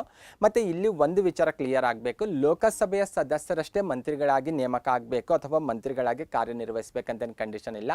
ರಾಜ್ಯಸಭಾ ಸದಸ್ಯರು ಕೂಡ ಮಂತ್ರಿಗಳಾಗಿ ಕಾರ್ಯನಿರ್ವಹಿಸ್ಬೋದು ಅಥವಾ ಎರಡೂ ಸದನದ ಸದಸ್ಯರಲ್ಲದವರು ಕೂಡ ಮಂತ್ರಿಗಳಾಗಿ ಕಾರ್ಯನಿರ್ವಹಿಸ್ಬೋದು. ಆದರೆ ಅವರಿಗೆ 6 ತಿಂಗಳ ಕಾಲಾವಕಾಶ ಇರುತ್ತೆ. ಆ 6 ತಿಂಗಳಲ್ಲಿ ಅವರು ಕೇಂದ್ರ ಶಾಸಕಾಂಗದ ಸದಸ್ಯತ್ವವನ್ನು ಪಡ್ಕೊಳ್ಬೇಕು. ಲೋಕಸಭೆ ಆಗಿರ್ಬೋದು ಅಥವಾ ರಾಜ್ಯಸಭೆ ಆಗಿರ್ಬೋದು. ಮಂತ್ರಿಗಳೆಲ್ಲ ಕೂಡ ಶಾಸಕಾಂಗದ ಸದಸ್ಯರಾಗಿರ್ತಾರೆ. ಅಷ್ಟೇ ಅಲ್ಲ, ಇಲ್ಲಿ ರಿಯಲ್ ಎಕ್ಸಿಕ್ಯೂಟಿವ್ ಆಗಿ ವರ್ಕ್ ಮಾಡುವಂತಹ ಮಂತ್ರಿಗಳಾಗಿರ್ಬೋದು, ಪ್ರಧಾನಮಂತ್ರಿ ಆಗಿರ್ಬೋದು, ಇವರು ಶಾಸಕಾಂಗದ ಕಾರ್ಯಕಲಾಪಗಳಲ್ಲಿ ಭಾಗವಹಿಸ್ತಾರೆ. ನೆಕ್ಸ್ಟ್ ಆಲ್ರೆಡಿ ಕಾನ್ಸೆಪ್ಟ್ ಕ್ಲಿಯರ್ ಆಗಿದೆ. ಬಹುಮತ ಪಡೆದಂಥ ಪಕ್ಷ ಇಲ್ಲಿ ಅಧಿಕಾರಕ್ಕೆ ಬರುತ್ತೆ. ಅದಕ್ಕೆ ರಿಲೇಟೆಡ್ ಆಗಿರುವಂಥ ಒಂದು ಡೈಗ್ರಾಮ್ ಅನ್ನು ಕೂಡ ನೋಡ್ಬೋದು. ಕಾಮನ್ ಆಗಿ ಲೋಕಸಭೆಗೆ ನಡೆಯುವಂಥ ಚುನಾವಣೆಯಲ್ಲಿ ಯಾವ ಪಕ್ಷ ಬಹುಮತ ಪಡ್ಕೊಳ್ಳುತ್ತೋ ಅದು ಇಲ್ಲಿ ರಿಯಲ್ ಎಕ್ಸಿಕ್ಯೂಟಿವ್ ಆಗಿ ಅಧಿಕಾರಕ್ಕೆ ಬರುತ್ತೆ. ರಾಜ್ಯದಲ್ಲಿ ಕೂಡ ಸೇಮ್ ಇದೆ. ರಾಜ್ಯ ಶಾಸಕಾಂಗದ ಕೆಳಮನೆ ಆಗಿರುವಂಥ ವಿಧಾನಸಭಾ ಚುನಾವಣೆಯಲ್ಲಿ ಯಾರು ಬಹುಮತ ಪಡ್ಕೊಳ್ತಾರೋ ಅವರು ರಿಯಲ್ ಎಕ್ಸಿಕ್ಯೂಟಿವ್ ಆಗಿ ಅಧಿಕಾರಕ್ಕೆ ಬರ್ತಾರೆ ಅನ್ನುವಂಥ ವಿಚಾರ ಕೂಡ ಗೊತ್ತಿರಬೇಕು. ಅದರ ಜೊತೆಗೆ ಇನ್ನೂ 2 ವಿಚಾರ ಕ್ಲಿಯರ್ ಆಗಬೇಕು ನಿಮಗೆ. ಇಲ್ಲಿ ನಾವು ಸಾಮೂಹಿಕ ಹೊಣೆಗಾರಿಕೆಯನ್ನು ಕಾಣ್ತೇವೆ.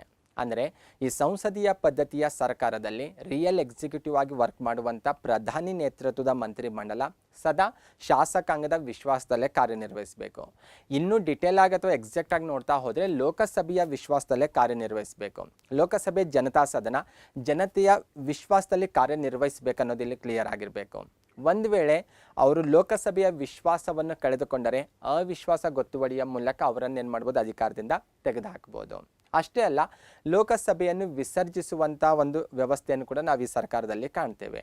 ಇವೆಲ್ಲವೂ ಕೂಡ ಅತ್ಯಂತ ಪ್ರಮುಖವಾದಂಥ ಸಂಸದೀಯ ಪದ್ಧತಿ ಸರ್ಕಾರದ ಲಕ್ಷಣ ಅಂತ ನಾವಿಲ್ಲಿ ಗುರುತಿಸ್ತಾ ಇರೋದು. ಇದು ನಮ್ಮ ಸಂವಿಧಾನದ ಒಂದು ಪ್ರಮುಖ ಲಕ್ಷಣ ಅಂತ ಕೂಡ ನಾವಿಲ್ಲಿ ಹೇಳ್ತಾ ಇರೋದು. ನೆಕ್ಸ್ಟ್ ಬಂದರೆ ಇನ್ನೂ ಒಂದು ವ್ಯವಸ್ಥೆಯನ್ನು ನಾವು ಕಾಣ್ಬೋದು, federal system with unitary base ಅಂತ. ಅಂದರೆ ಭಾರತದಲ್ಲಿ ಸಂಯುಕ್ತ ಪದ್ಧತಿಯ ಸರ್ಕಾರ ಇದೆನಾ ಅಥವಾ ಏಕಾತ್ಮಕ ಸರ್ಕಾರ ಇದೆನಾ ಅಂತ ಕ್ಲಿಯರ್ ಆಗಬೇಕು ನಮಗೆ. ಭಾರತದಲ್ಲಿ ನಾವು federal system with unitary base ಇರೋದನ್ನು ನಾವು ಕಾಣ್ತೇವೆ. ಈ ಕಾನ್ಸೆಪ್ಟ್ ಕ್ಲಿಯರ್ ಆಗಲಿಕ್ಕಿಲ್ಲ ಇನ್ನು. ಈ ಕಾನ್ಸೆಪ್ಟ್ ಕ್ಲಿಯರ್ ಆಗಬೇಕಾದ್ರೆ first of all federal system ಅಂದರೆ ಯಾವ ರೀತಿ ಇರುತ್ತೆ, ಯೂನಿಟರಿ ಸಿಸ್ಟಮ್ ಅಂದರೆ ಯಾವ ರೀತಿ ಇರುತ್ತೆ ಅನ್ನೋದು ಕ್ಲಿಯರ್ ಮಾಡ್ಕೊಳ್ಳೋಣ. ಆಮೇಲೆ ಭಾರತದಲ್ಲಿ ಎಂತಹ ಸರ್ಕಾರ ಇದೆ ಅನ್ನುವಂಥ ತೀರ್ಮಾನಕ್ಕೆ ನೀವೇ ಬರ್ಬೋದು. First of all federal system clear ಮಾಡ್ಕೊಳ್ಳೋಣ. ಯಾವುದೋ ಒಂದು ದೇಶದಲ್ಲಿ ಸಂಯುಕ್ತ ಪದ್ಧತಿ ಸರ್ಕಾರ ಇದೇನಾ ಇಲ್ಲ ಅಂತ ನಾವು ತೀರ್ಮಾನಕ್ಕೆ ಬರಬೇಕಾದ್ರೆ ಕೆಲವೊಂದು ಇಂಪಾರ್ಟೆಂಟ್ ಆಗಿರುವಂಥ ಈ ಲಕ್ಷಣಗಳನ್ನು ನಾವಲ್ಲಿ ಫಸ್ಟ್ ನೋಡಬೇಕು. ಅಂದರೆ ಸಂಯುಕ್ತ ಪದ್ಧತಿ ಸರ್ಕಾರ ಅಸ್ತಿತ್ವದಲ್ಲಿರುವಂತಹ ರಾಷ್ಟ್ರಗಳಲ್ಲಿ ಕೇಂದ್ರ ಮತ್ತು ರಾಜ್ಯಗಳಿಗೆ ಪ್ರತ್ಯೇಕ ಸರ್ಕಾರ ಇರೋದು ಕಂಡುಬರುತ್ತೆ. ಓಕೆ, ಇಲ್ಲಿ ಇನ್ನೊಂದು ಕಾನ್ಸೆಪ್ಟ್ ಕ್ಲಿಯರ್ ಆಗಬೇಕು ನಿಮಗೆ. ಸಂಯುಕ್ತ ಪದ್ಧತಿ ಮತ್ತು ಏಕಾತ್ಮಕ ಸರ್ಕಾರ ಇದು ಯಾವ ಬೇಸ್ ಮೇಲೆ ಗುರುತಿಸ್ತೇವೆ ಅಂದರೆ ದೇಶದಲ್ಲಿ ಎಷ್ಟು ಸರ್ಕಾರಗಳಿದ್ದಾವೆ ಅವುಗಳ ಮಧ್ಯದಲ್ಲಿ ಅಧಿಕಾರ ಯಾವ ರೀತಿ ಹಂಚಿಕೆ ಆಗಿದೆ ಅನ್ನೋದರ ಆಧಾರದ ಮೇಲೆ ನಾವು ಫೆಡ್ರಲ್ ಸಿಸ್ಟಮ್ ಮತ್ತು ಯೂನಿಟರಿ ಸಿಸ್ಟಮನ್ನು ಗುರುತಿಸ್ತೇವೆ.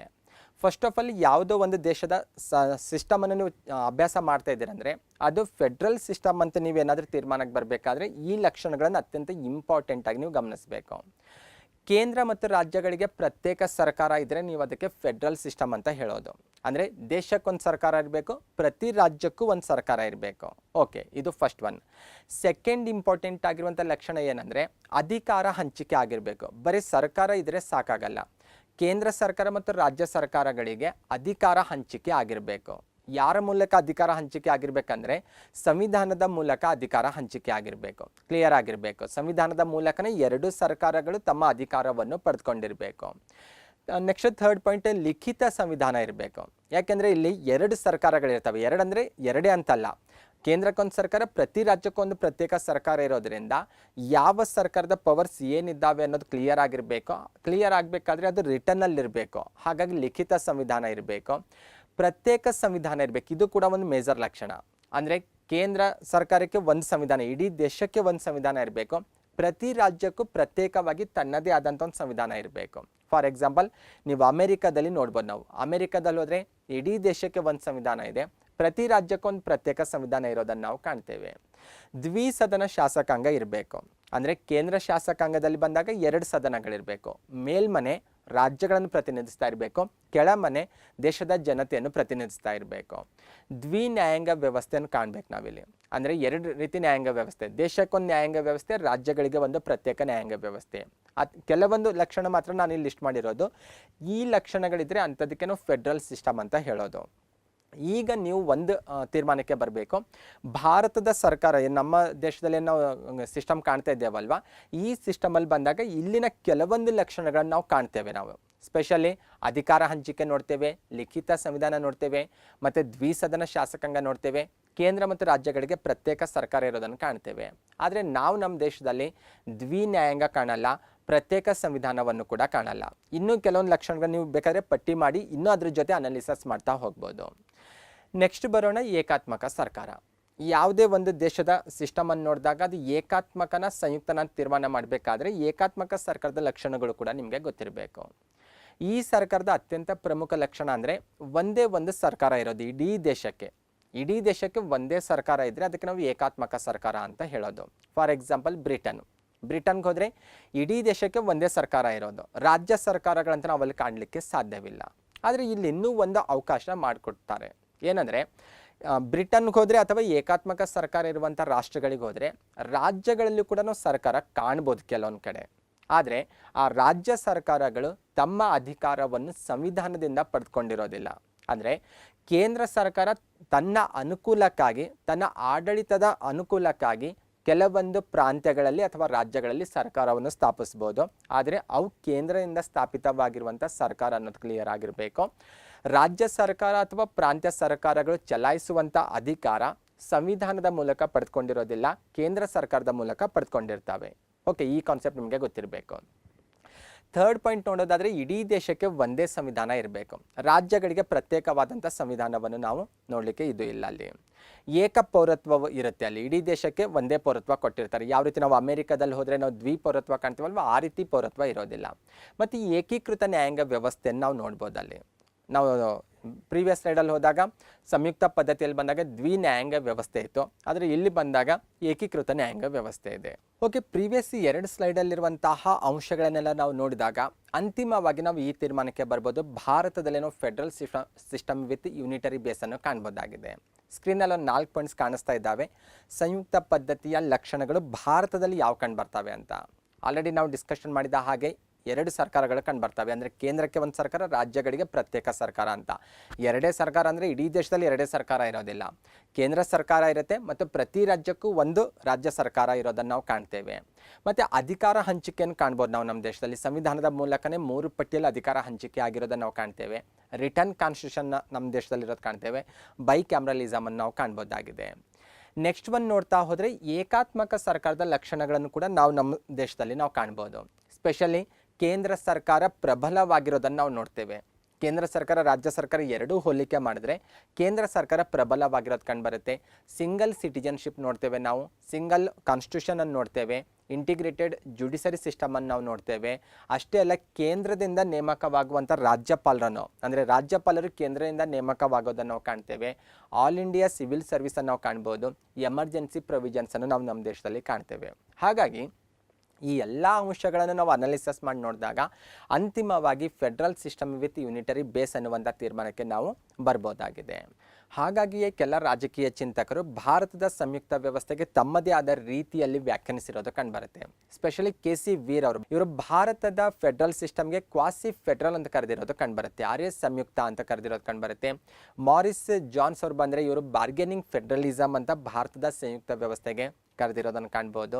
ಇನ್ನೂ ಕೆಲ ರಾಜಕೀಯ ಚಿಂತಕರ ವ್ಯಾಖ್ಯಾನಗಳನ್ನು ಸಹ ನಾವು ನೋಡ್ಬೋದಾಗಿದೆ. ಸ್ಪೆಷಲಿ ಗ್ರಾನ್ವಿಲ್ ಆಸ್ಟಿನ್ ಅವರು ಬಂದರೆ ಕೋಆಪರೇಟಿವ್ ಫೆಡ್ರಲಿಸಮ್ ಅಂತ ಕರೆದಿದ್ದಾರೆ. ಇನ್ನು ಐವರ್ ಜೆನ್ನಿಂಗ್ ಅವರು ಬಂದರೆ federation with A centralised tendency ಅಂತ ಕೂಡ ಕರೆದಿದ್ದಾರೆ. ಈ ರೀತಿ ಕೆಲ ರಾಜಕೀಯ ಚಿಂತಕರು ಭಾರತದ ಸಂಯುಕ್ತ ವ್ಯವಸ್ಥೆಗೆ ತಮ್ಮದೇ ಆದ ರೀತಿಯಲ್ಲಿ ವ್ಯಾಖ್ಯಾನಿಸಿರೋದು ಕಂಡು ಬರುತ್ತೆ. ಇದಕ್ಕೆ ಏನು ಕಾರಣ ಅಂತ ನೋಡ್ತಾ ಹೋದರೆ ಪ್ರೀವಿಯಸ್ ನಾವೊಂದು 2-3 ಸ್ಲೈಡಲ್ಲಿ ಡಿಸ್ಕಷನ್ ಮಾಡಿದ್ದೇವಲ್ವಾ, ಆ ಎಲ್ಲ ಅಂಶಗಳನ್ನು ಆಧಾರವಾಗಿ ಇಟ್ಕೊಂಡು ಇವರು ತಮ್ಮದೇ ಆದ ರೀತಿಯಲ್ಲಿ ವ್ಯಾಖ್ಯಾನಿಸಿರೋದು ನಾವು ನೋಡ್ಬೋದಾಗಿದೆ. ನೆಕ್ಸ್ಟ್ ಒಂದು ಕೋಆಪರೇಟಿವ್ ಸೊಸೈಟೀಸ್ಗಳು ಕೂಡ ಭಾರತ ಸಂವಿಧಾನದ ಪ್ರಮುಖ ಲಕ್ಷಣದ ಗುರುತಿಸೋದು. ಸ್ಪೆಷಲಿ 97ನೇ ಸಂವಿಧಾನ ತಿದ್ದುಪಡಿಯ ಮೂಲಕ ಸಹಕಾರ ಸಂಘಗಳಿಗೆ ಸಂವಿಧಾನಾತ್ಮಕ ಸ್ಥಾನಮಾನವನ್ನು ಕಲ್ಪಿಸಿಕೊಡಲಾಗಿದೆ. ಓಕೆ, ಇದ್ರ ಮೂಲಕ ಬಂದಾಗ ಕೆಲವೊಂದು ಆರ್ಟಿಕಲ್ಸ್ ಇಂಪಾರ್ಟೆಂಟ್ ಆಗ್ತವೆ. ಸ್ಪೆಷಲಿ 19ನೇ ಆರ್ಟಿಕಲ್ ಪ್ರಕಾರ ಸಹಕಾರಿ ಸಂಘಗಳನ್ನು ಸ್ಥಾಪಿಸುವಂತಹ ಹಕ್ಕನ್ನು ಮೂಲಭೂತ ಹಕ್ಕಾಗಿ ನೀಡಿರೋದು ಕಂಡುಬರುತ್ತೆ. ಅಷ್ಟೇ ಅಲ್ಲ, DPSP ಅಥವಾ ಭಾರತ ಸಂವಿಧಾನದ 4ನೇ ಭಾಗದಲ್ಲಿ ಬಂದಾಗ ಇಲ್ಲಿ 43B ಅನ್ನುವಂಥ ಒಂದು ಆರ್ಟಿಕಲನ್ನು ಆ್ಯಡ್ ಮಾಡಿರೋದನ್ನು ಸಹ ನಾವು ನೋಡ್ಬೋದಾಗಿದೆ. ಅಷ್ಟೇ ಅಲ್ಲ, ಭಾರತ ಸಂವಿಧಾನಕ್ಕೆ ಒಂದು ಭಾಗವನ್ನೇ ಈ ತಿದ್ದುಪಡಿಯ ಮೂಲಕ ಆ್ಯಡ್ ಮಾಡ್ತಾರೆ. 97ನೇ ತಿದ್ದುಪಡಿಯ ಮೂಲಕ 9B ಅನ್ನುವಂಥ ಭಾಗವನ್ನು ಸೇರ್ಪಡೆ ಮಾಡ್ತಾರೆ. ದ ಕೋಆಪರೇಟಿವ್ ಸೊಸೈಟೀಸ್ ಅನ್ನುವಂಥ ಟೈಟಲಲ್ಲಿ ಈ ಭಾಗ ಸೇರ್ಪಡೆ ಆಗಿರೋದನ್ನು ಸಹ ನಾವು ನೋಡ್ಬೋದಾಗಿದೆ. ನೆಕ್ಸ್ಟ್ ಇಂಪಾರ್ಟೆಂಟ್ ಆಗಿರುವಂಥ ಮತ್ತೊಂದು ಪ್ರಮುಖ ಲಕ್ಷಣವೆಂದರೆ ಭಾರತ ಸಂವಿಧಾನಕ್ಕೆ ನಾವು ಎರವಲು ಸಂವಿಧಾನ ಅಂತ ಕರೆಯೋದನ್ನು ಕಾಣ್ತೇವೆ. ಅಂದರೆ ಜಗತ್ತಿನ ಬೇರೆ ಬೇರೆ ರಾಷ್ಟ್ರಗಳ ಸಂವಿಧಾನದಲ್ಲಿರುವಂಥ ಅನೇಕ ಉತ್ತಮ ವಿಚಾರಗಳನ್ನು ನಾವು ಎರವಲು ಪಡ್ಕೊಂಡಿರೋದು ಕಂಡುಬರುತ್ತೆ. ಹಾಗಾಗಿ ಇದಕ್ಕೆ ಬಾರೋಡ್ ಕಾನ್ಸ್ಟಿಟ್ಯೂಷನ್ ಅಂತ ಕೂಡ ಕರೆಯಲಾಗುತ್ತೆ. ಹಾಗಾದರೆ ಬನ್ನಿ, ಯಾವ ರಾಷ್ಟ್ರಗಳಿಂದ ಯಾವ ಕಾನ್ಸೆಪ್ಟನ್ನು ಪಡ್ಕೊಂಡಿದ್ರು ಅನ್ನೋದನ್ನು ಕ್ಲಿಯರ್ ಮಾಡ್ಕೊಳ್ಳೋಣ. ಮತ್ತು ಕಾಂಪಿಟೇಟಿವ್ ಎಕ್ಸಾಮಲ್ಲಿ ಕೂಡ ಸಾಕಷ್ಟು ಬಾರಿ ಈ ಅಂಶಗಳ ಮೇಲೆ ಕ್ವಶನ್ ಬಂದಿರೋದನ್ನು ಸಹ ನಾವು ನೋಡ್ಬೋದಾಗಿದೆ. ಫಸ್ಟ್ ಒನ್, USA ಸಂವಿಧಾನದಿಂದ ಏನೆಲ್ಲ ಕಾನ್ಸೆಪ್ಟ್ ಪಡ್ಕೊಂಡ್ರು ಅಂತ ನೋಡ್ತಾ ಹೋದರೆ, ಪ್ರಿಯಾಂಬಲ್ ಏನಿದೆ ಅಲ್ವಾ, ನಮ್ಮ ದೇಶದ ಸಂವಿಧಾನದ ಪ್ರಿಯಾಂಬಲ್ ಏನಿದೆ ಅಲ್ವಾ, ಈ ಪ್ರಿಯಾಂಬಲ್ ಕಾನ್ಸೆಪ್ಟ್ ಪಡ್ಕೊಂಡಿರೋದು USA ಸಂವಿಧಾನದಿಂದ ಅನ್ನುವಂಥ ವಿಚಾರ ಕ್ಲಿಯರ್ ಆಗಿರಬೇಕು.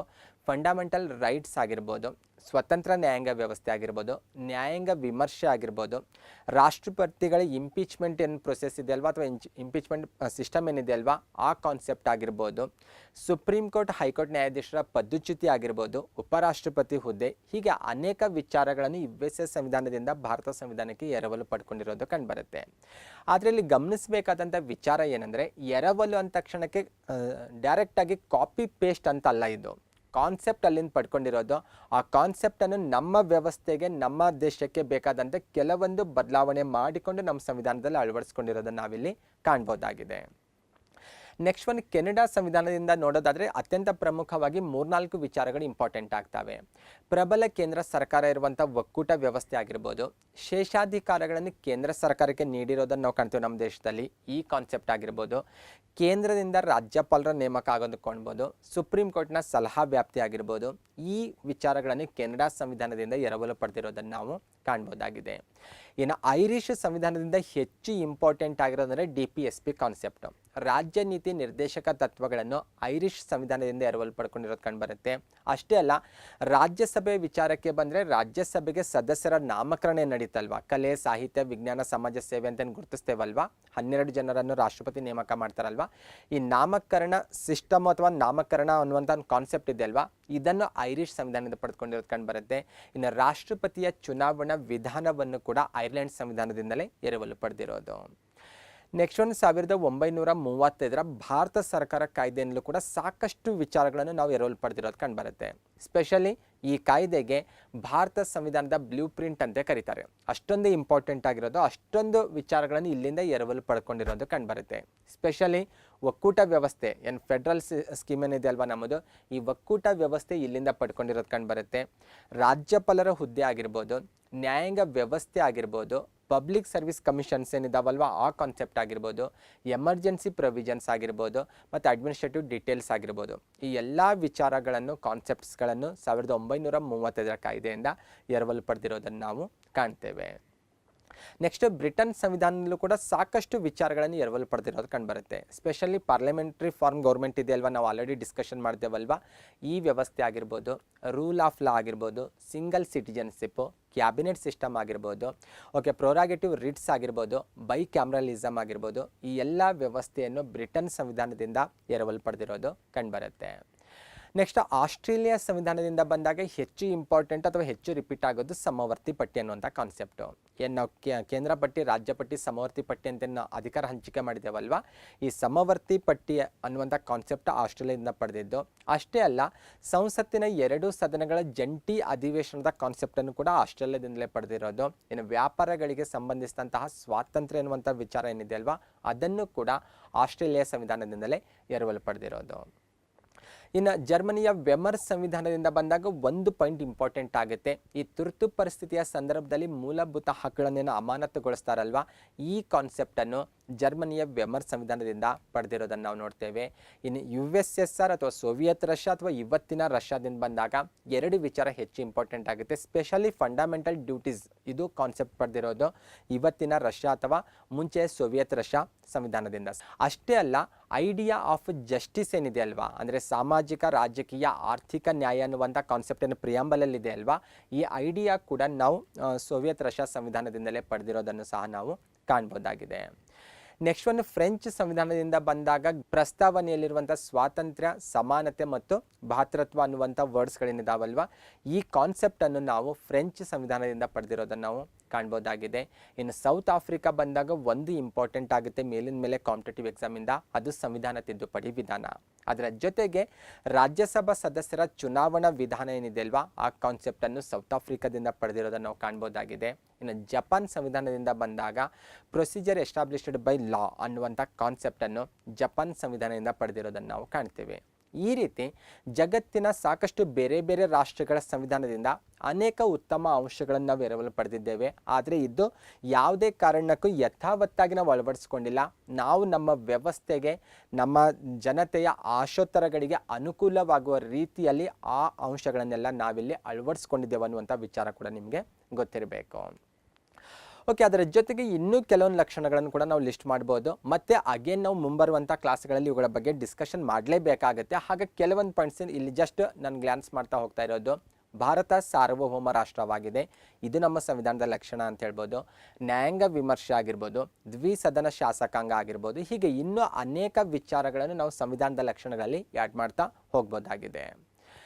ಓಕೆ, ಟೋಟಲ್ ಇವೆಲ್ಲವೂ ಕೂಡ ಭಾರತ ಸಂವಿಧಾನದ ಅತ್ಯಂತ ಪ್ರಮುಖ ಲಕ್ಷಣ ಅಂತ ನಾವು ಗುರುತಿಸಿರೋದು. ಓಕೆ, ಈಗ ಕ್ರಿಟಿಸಿಸಮ್ ಆಫ್ ದಿ ಕಾನ್ಸ್ಟಿಟ್ಯೂಷನ್ ಬಗ್ಗೆ ಕೆಲವೊಂದು ಇನ್ಫಾರ್ಮೇಷನ್ ನೋಡ್ತಾ ಹೋಗೋಣ.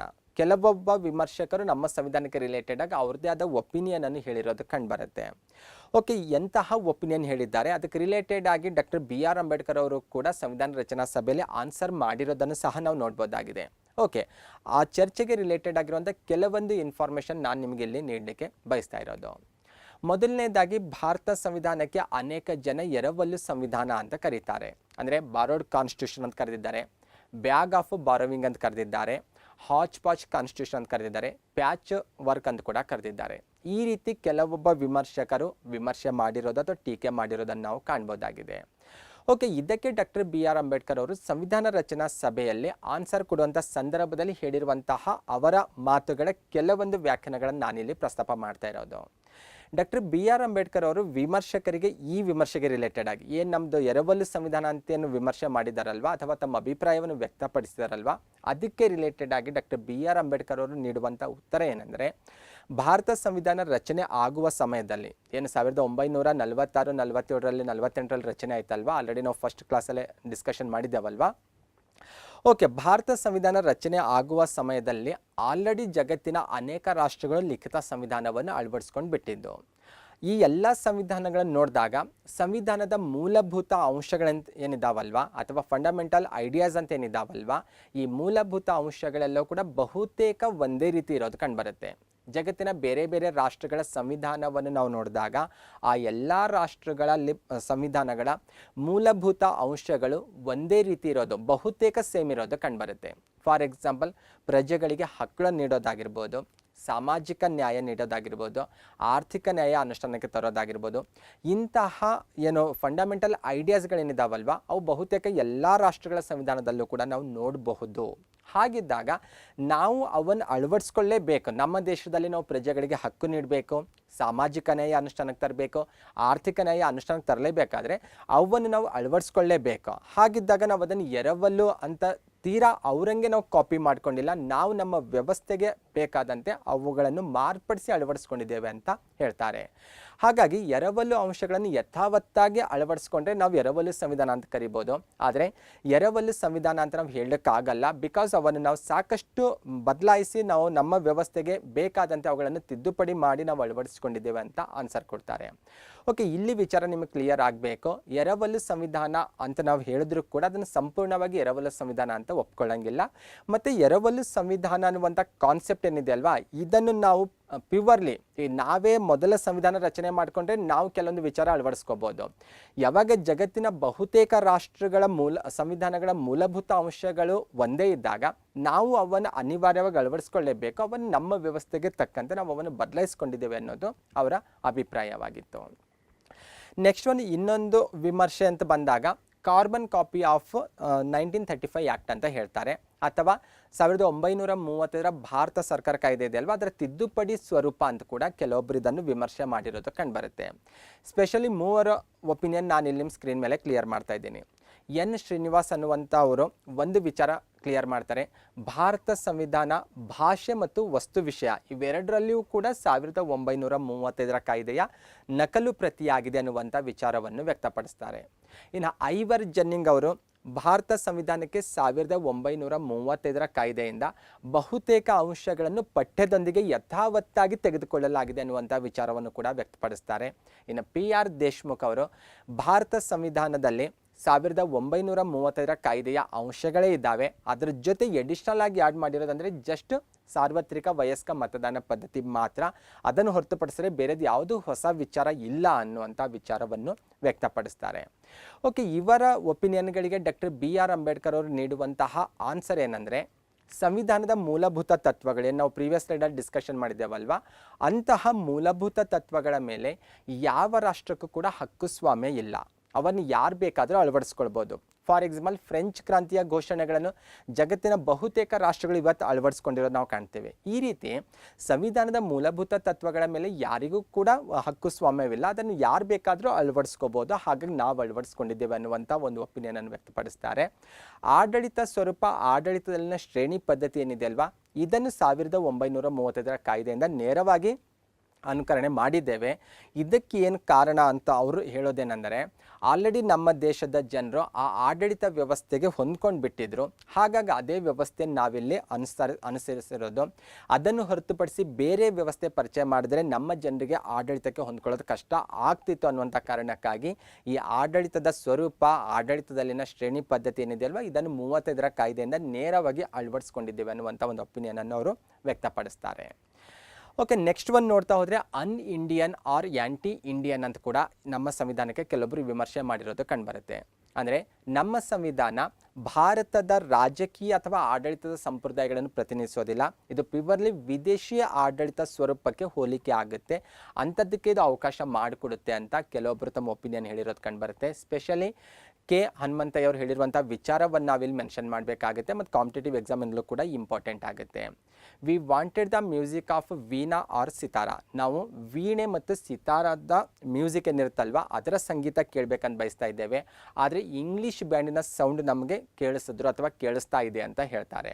ಅಂದರೆ ನಮ್ಮ ದೇಶದ ರಾಜಕೀಯ ಆಡಳಿತ ಸಂಪ್ರದಾಯಕ್ಕೆ ಅವಕಾಶ ಮಾಡಿಕೊಡ್ಬೇಕಿತ್ತು ನಮ್ಮ ಸಂವಿಧಾನ, ಆದರೆ ಇದು ಇಂಗ್ಲೀಷರ ಏನೋ ಆಡಳಿತ ಸ್ವರೂಪ ಅಥವಾ ಅವರ ಆಡಳಿತದ ಸಂಪ್ರದಾಯ ಏನಿದೆ ಅಲ್ವಾ ಅದನ್ನು ನಮಗೆ ಪರಿಚಯಿಸು ಅಂತ ಹೇಳ್ತಾರೆ. ಆದರೆ ಭಾರತದ ಆಡಳಿತದ ಸಂಪ್ರದಾಯ ವ್ಯವಸ್ಥೆಯಲ್ಲಿ ನಾವು ರೀತಿ ಕಾಣೋದು ಬಹಳ ಕಷ್ಟ. ಯಾಕೆಂದರೆ ಬ್ರಿಟಿಷರ ಆಳ್ವಿಕೆ ಸ್ಟಾರ್ಟ್ ಆಗೋಕ್ಕಿಂತ ಮುಂಚೆ ನಮ್ಮ ದೇಶದ ಇತಿಹಾಸ ನೋಡಿದಾಗ ಒಂದೊಂದು ಮನೆತನದಲ್ಲೂ ಕೂಡ ಒಂದೊಂದು ರೀತಿಯ ಆಡಳಿತ ಸ್ವರೂಪ, ರಾಜಕೀಯ ವ್ಯವಸ್ಥೆ ಇದ್ದದ್ದನ್ನು ನಾವು ಕಾಣ್ತೇವೆ. ಹಾಗಿದ್ದಾಗ ಇಲ್ಲಿ ನಾವು ಯಾವುದನ್ನು ಅಳವಡಿಸ್ಕೊಳ್ಬೇಕು ಅನ್ನೋದು ಕೂಡ ಗೊಂದಲ ಸ್ಟಾರ್ಟ್ ಆಗ್ಬೋದು. ಹಾಗಾಗಿ ಇರುವಂಥ ವ್ಯವಸ್ಥೆನ ಅಳವಡಿಸ್ಕೊಂಡಿರುವಂಥ ವ್ಯವಸ್ಥೆ ಸರಿಯಾಗಿದೆ ಅನ್ನುವಂಥ ಒಂದು ತೀರ್ಮಾನಕ್ಕೆ ನಾನಿಲ್ಲಿ ಬರ್ತಾ ಇರೋದು. ನೀವು KS ಅಂತ ಮೇನ್ಸ್ ಎಕ್ಸಾಮಲ್ಲಿ ಬಂದಾಗ ನೀವು ನಿಮ್ಮದೇ ಆದ ಒಪಿನಿಯನನ್ನು ವ್ಯಕ್ತಪಡಿಸಿ ಅದಕ್ಕೆ ಪೂರಕವಾದಂಥ ಅಂಶಗಳನ್ನು ನೀವಲ್ಲಿ ಮೆನ್ಷನ್ ಮಾಡಬೇಕಾಗುತ್ತೆ. ನೆಕ್ಸ್ಟ್ ಒಂದು ಇನ್ನೂ ಕೆಲವು ವಿಮರ್ಶಕರು ಇದಕ್ಕೆ ಅನ್ಗಾಂಧಿಯನ್ ಕಾನ್ಸ್ಟಿಟ್ಯೂಷನ್ ಅಂತ ಹೇಳಿರೋದು ಕಂಡುಬರುತ್ತೆ. ಸ್ಪೆಷಲಿ ಕೆ ಹನುಮಂತಯ್ಯ ಅವರ ವ್ಯಾಖ್ಯಾನ ಕೂಡ ನಾವಿಲ್ಲಿ ಉಲ್ಲೇಖಿಸಬೇಕಾಗುತ್ತೆ. ಮಹಾತ್ಮ ಗಾಂಧೀಜಿಯವರು ಬಯಸದಂತಹ ಮತ್ತು ಕಲ್ಪಿಸದಂತಹ ಸಂವಿಧಾನ ಇದಾಗಿದೆ ಅಂತ ಅವರು ತಮ್ಮ ವಿಚಾರವನ್ನು ವ್ಯಕ್ತಪಡಿಸ್ತಾರೆ. ಆದರೆ ಇಲ್ಲೂ ಕೂಡ ನಾವು ಸಂಪೂರ್ಣವಾಗಿ ಈ ಮಾತನ್ನು ಒಪ್ಕೊಳ್ಳೋದು ಕಷ್ಟ ಆಗಿಬಿಡುತ್ತೆ. ಗಾಂಧೀಜಿಯವರು ಸಂವಿಧಾನ ರಚನಾ ಸಭೆಯಲ್ಲಿ ಇಲ್ಲದೇ ಇದ್ರೂ ಕೂಡ ಗಾಂಧೀಜಿಯವರ ವಿಚಾರಗಳು ಸಂವಿಧಾನದಲ್ಲಿ ನಾವು ಕಾಣ್ಬೋದು. ಸ್ಪೆಷಲಿ ಭಾರತ ಸಂವಿಧಾನದ 4ನೇ ಭಾಗದಲ್ಲಿ ನಾವು DPSP ಅಂತ ಗುರುತಿಸ್ತೇವಲ್ವ, ಆ ಭಾಗದಲ್ಲಿ ಮಹಾತ್ಮ ಗಾಂಧೀಜಿಯವರ ವಿಚಾರಗಳನ್ನು ನಾವು ಕಾಣ್ಬೋದಾಗಿದೆ. ಹಾಗಾಗಿ ಸಂಪೂರ್ಣವಾಗಿ ಇದನ್ನು ಒಪ್ಕೊಳ್ಳಿಕ್ಕೆ ಕಷ್ಟ ಆಗಿಬಿಡುತ್ತೆ ಅಂತ ಹೇಳ್ಬೋದು. ಅದೇ ರೀತಿ ಕೆಲವೊಬ್ಬರು ಇದಕ್ಕೆ ಆನೆ ಗಾತ್ರದ ಸಂವಿಧಾನ ಅಂತ ಕರೆದಿದ್ದಾರೆ. ಇನ್ನು ಐವರ್ ಜನ್ನಿಂಗ್ ಅವರು ಇದಕ್ಕೆ ವಕೀಲರ ಸ್ವರ್ಗ ಅಂತ ಕರೆದಿದ್ದಾರೆ. ಯಾಕೆ ಈ ರೀತಿ ಕರೆದಿದ್ದಾರೆ ವಕೀಲರ ಸ್ವರ್ಗ ಅಂತ ನೋಡೋದಾದರೆ ಇದಕ್ಕೆ ಅವರು ಕೊಡುವಂಥ ಕಾರಣ, ನಮ್ಮ ಸಂವಿಧಾನದಲ್ಲಿ ಬಳಕೆಯಾಗಿರುವಂತಹ ಪದಗಳು ಸಾಕಷ್ಟು ಕ್ಲಿಷ್ಟಕರವಾಗಿದ್ದಾವೆ. ವಕೀಲರು ಮಾತ್ರ ಅದನ್ನು ಅರ್ಥ ಮಾಡ್ಕೊಳ್ಬೋದು, ಜನಸಾಮಾನ್ಯರಿಗೆ ಆ ಪದಗಳ ಅರ್ಥ ಆಗೋದು ಕಷ್ಟ ಅನ್ನುವಂಥ ಕಾರಣಕ್ಕಾಗಿ ಅವರು ವಕೀಲರ ಸ್ವರ್ಗ ಅನ್ನುವಂಥ ಒಂದು ವ್ಯಾಖ್ಯಾನ ನೀಡಿರೋದು ಸಹ ನಾವಿಲ್ಲಿ ಕಾಣ್ಬೋದಾಗಿದೆ. ಓಕೆ, ಅಂತಿಮವಾಗಿ ಬಂದಾಗ ಡಾಕ್ಟರ್ BR ಅಂಬೇಡ್ಕರ್ ಅವರು ಟೋಟಲ್ ನಮ್ಮ ಸಂವಿಧಾನಕ್ಕೆ ರಿಲೇಟೆಡ್ ಆಗಿ ಒಂದು ಅದ್ಭುತವಾದಂಥ ಒಂದು ವ್ಯಾಖ್ಯಾನ ನೀಡ್ತಾರೆ ಅಥವಾ ಒಂದು ಹೇಳಿಕೆಯನ್ನು ನೀಡ್ತಾರೆ. ಏನಿದೆ ಅಂತ ನೋಡ್ತಾ ಹೋದರೆ, ಭಾರತದ ಸಂವಿಧಾನ ಸುಲಲಿತವಾಗಿ ಕೆಲಸ ಮಾಡಬಲ್ಲದ್ದು, ಶಾಂತಿ ಹಾಗೂ ಯುದ್ಧ ಕಾಲದಲ್ಲಿ ದೇಶದ ಒಗ್ಗಟ್ಟನ್ನು ಇದು ಖಂಡಿತ ರಕ್ಷಿಸುತ್ತೆ. ದುಷ್ಟರು ಅಧಿಕಾರದಲ್ಲಿದ್ದಾಗ ಸಂವಿಧಾನ ಕ್ರಮಬದ್ಧವಾಗಿ ಜಾರಿ ಆಗದೇ ಇರಬಹುದು, ಹಾಗಂದ ಮಾತ್ರಕ್ಕೆ ಇದು ಸಂವಿಧಾನದ ಲೋಪವಲ್ಲ ಅನ್ನುವಂಥ ಒಂದು ಸ್ಪಷ್ಟವಾದಂಥ ಒಂದು ಹೇಳಿಕೆಯನ್ನು ನೀಡೋದನ್ನು ನಾವು ಕಾಣ್ತೇವೆ. ಅದೇ ರೀತಿ ಡಾಕ್ಟರ್ ರಾಜೇಂದ್ರ ಪ್ರಸಾದ್ ಅವರು ಕೂಡ ಇದಕ್ಕೆ ರಿಲೇಟೆಡ್ ಆಗಿ ಒಂದು ಅದ್ಭುತವಾದಂಥ ಹೇಳಿಕೆ ನೀಡ್ತಾರೆ. ಚುನಾಯಿತರಾದಂತಹ ಪ್ರತಿನಿಧಿಗಳು ದಕ್ಷರಾಗಿದ್ದರೆ ಮತ್ತು ಪ್ರಾಮಾಣಿಕರಾಗಿದ್ದರೆ ಸಂವಿಧಾನದ ಆಶಯಗಳನ್ನು ಅನುಷ್ಠಾನಗೊಳಿಸುವಲ್ಲಿ ಖಂಡಿತ ಯಶಸ್ವಿ ಆಗ್ತಾರೆ ಅನ್ನುವಂಥ ಒಂದು ಹೇಳಿಕೆ ನೀಡೋದನ್ನು ಸಹ ನಾವಿಲ್ಲಿ ಕಾಣ್ಬೋದಾಗಿದೆ. ಈ ರೀತಿ ಭಾರತ ಸಂವಿಧಾನದ ಪ್ರಮುಖ ಲಕ್ಷಣಗಳ ಬಗ್ಗೆ ಚರ್ಚೆ ಮಾಡಿದ್ದೇವೆ ಮತ್ತು ಅದಕ್ಕೆ ರಿಲೇಟೆಡ್ ಕೆಲವೊಂದು ವಿಮರ್ಶೆಗಳ ಬಗ್ಗೆ ಕೂಡ ನಾವು ಚರ್ಚೆ ಮಾಡಿದ್ದೇವೆ. ಇದಿಷ್ಟು ಇನ್ಫಾರ್ಮೇಷನ್ ಇಟ್ಕೊಂಡು ಈವನ್ KS ಮೇನ್ಸ್ ಅಂತ ಎಕ್ಸಾಮಲ್ಲಿ ಕೂಡ ನೀವು ಆನ್ಸರನ್ನು ಬರಿಬೋದಾಗಿದೆ. ಇದಕ್ಕೆ ಇನ್ನೂ ಕೆಲವೊಂದು ಪಾಯಿಂಟ್ಸ್ಗಳನ್ನು ನೀವು ಆ್ಯಡ್ ಮಾಡ್ಬೋದಾಗಿದೆ. ಓಕೆ, ಮತ್ತೆ ಮುಂದಿನ ವಿಡಿಯೋದಲ್ಲಿ ಭೇಟಿಯಾಗೋಣ. ನಮಸ್ಕಾರಗಳು.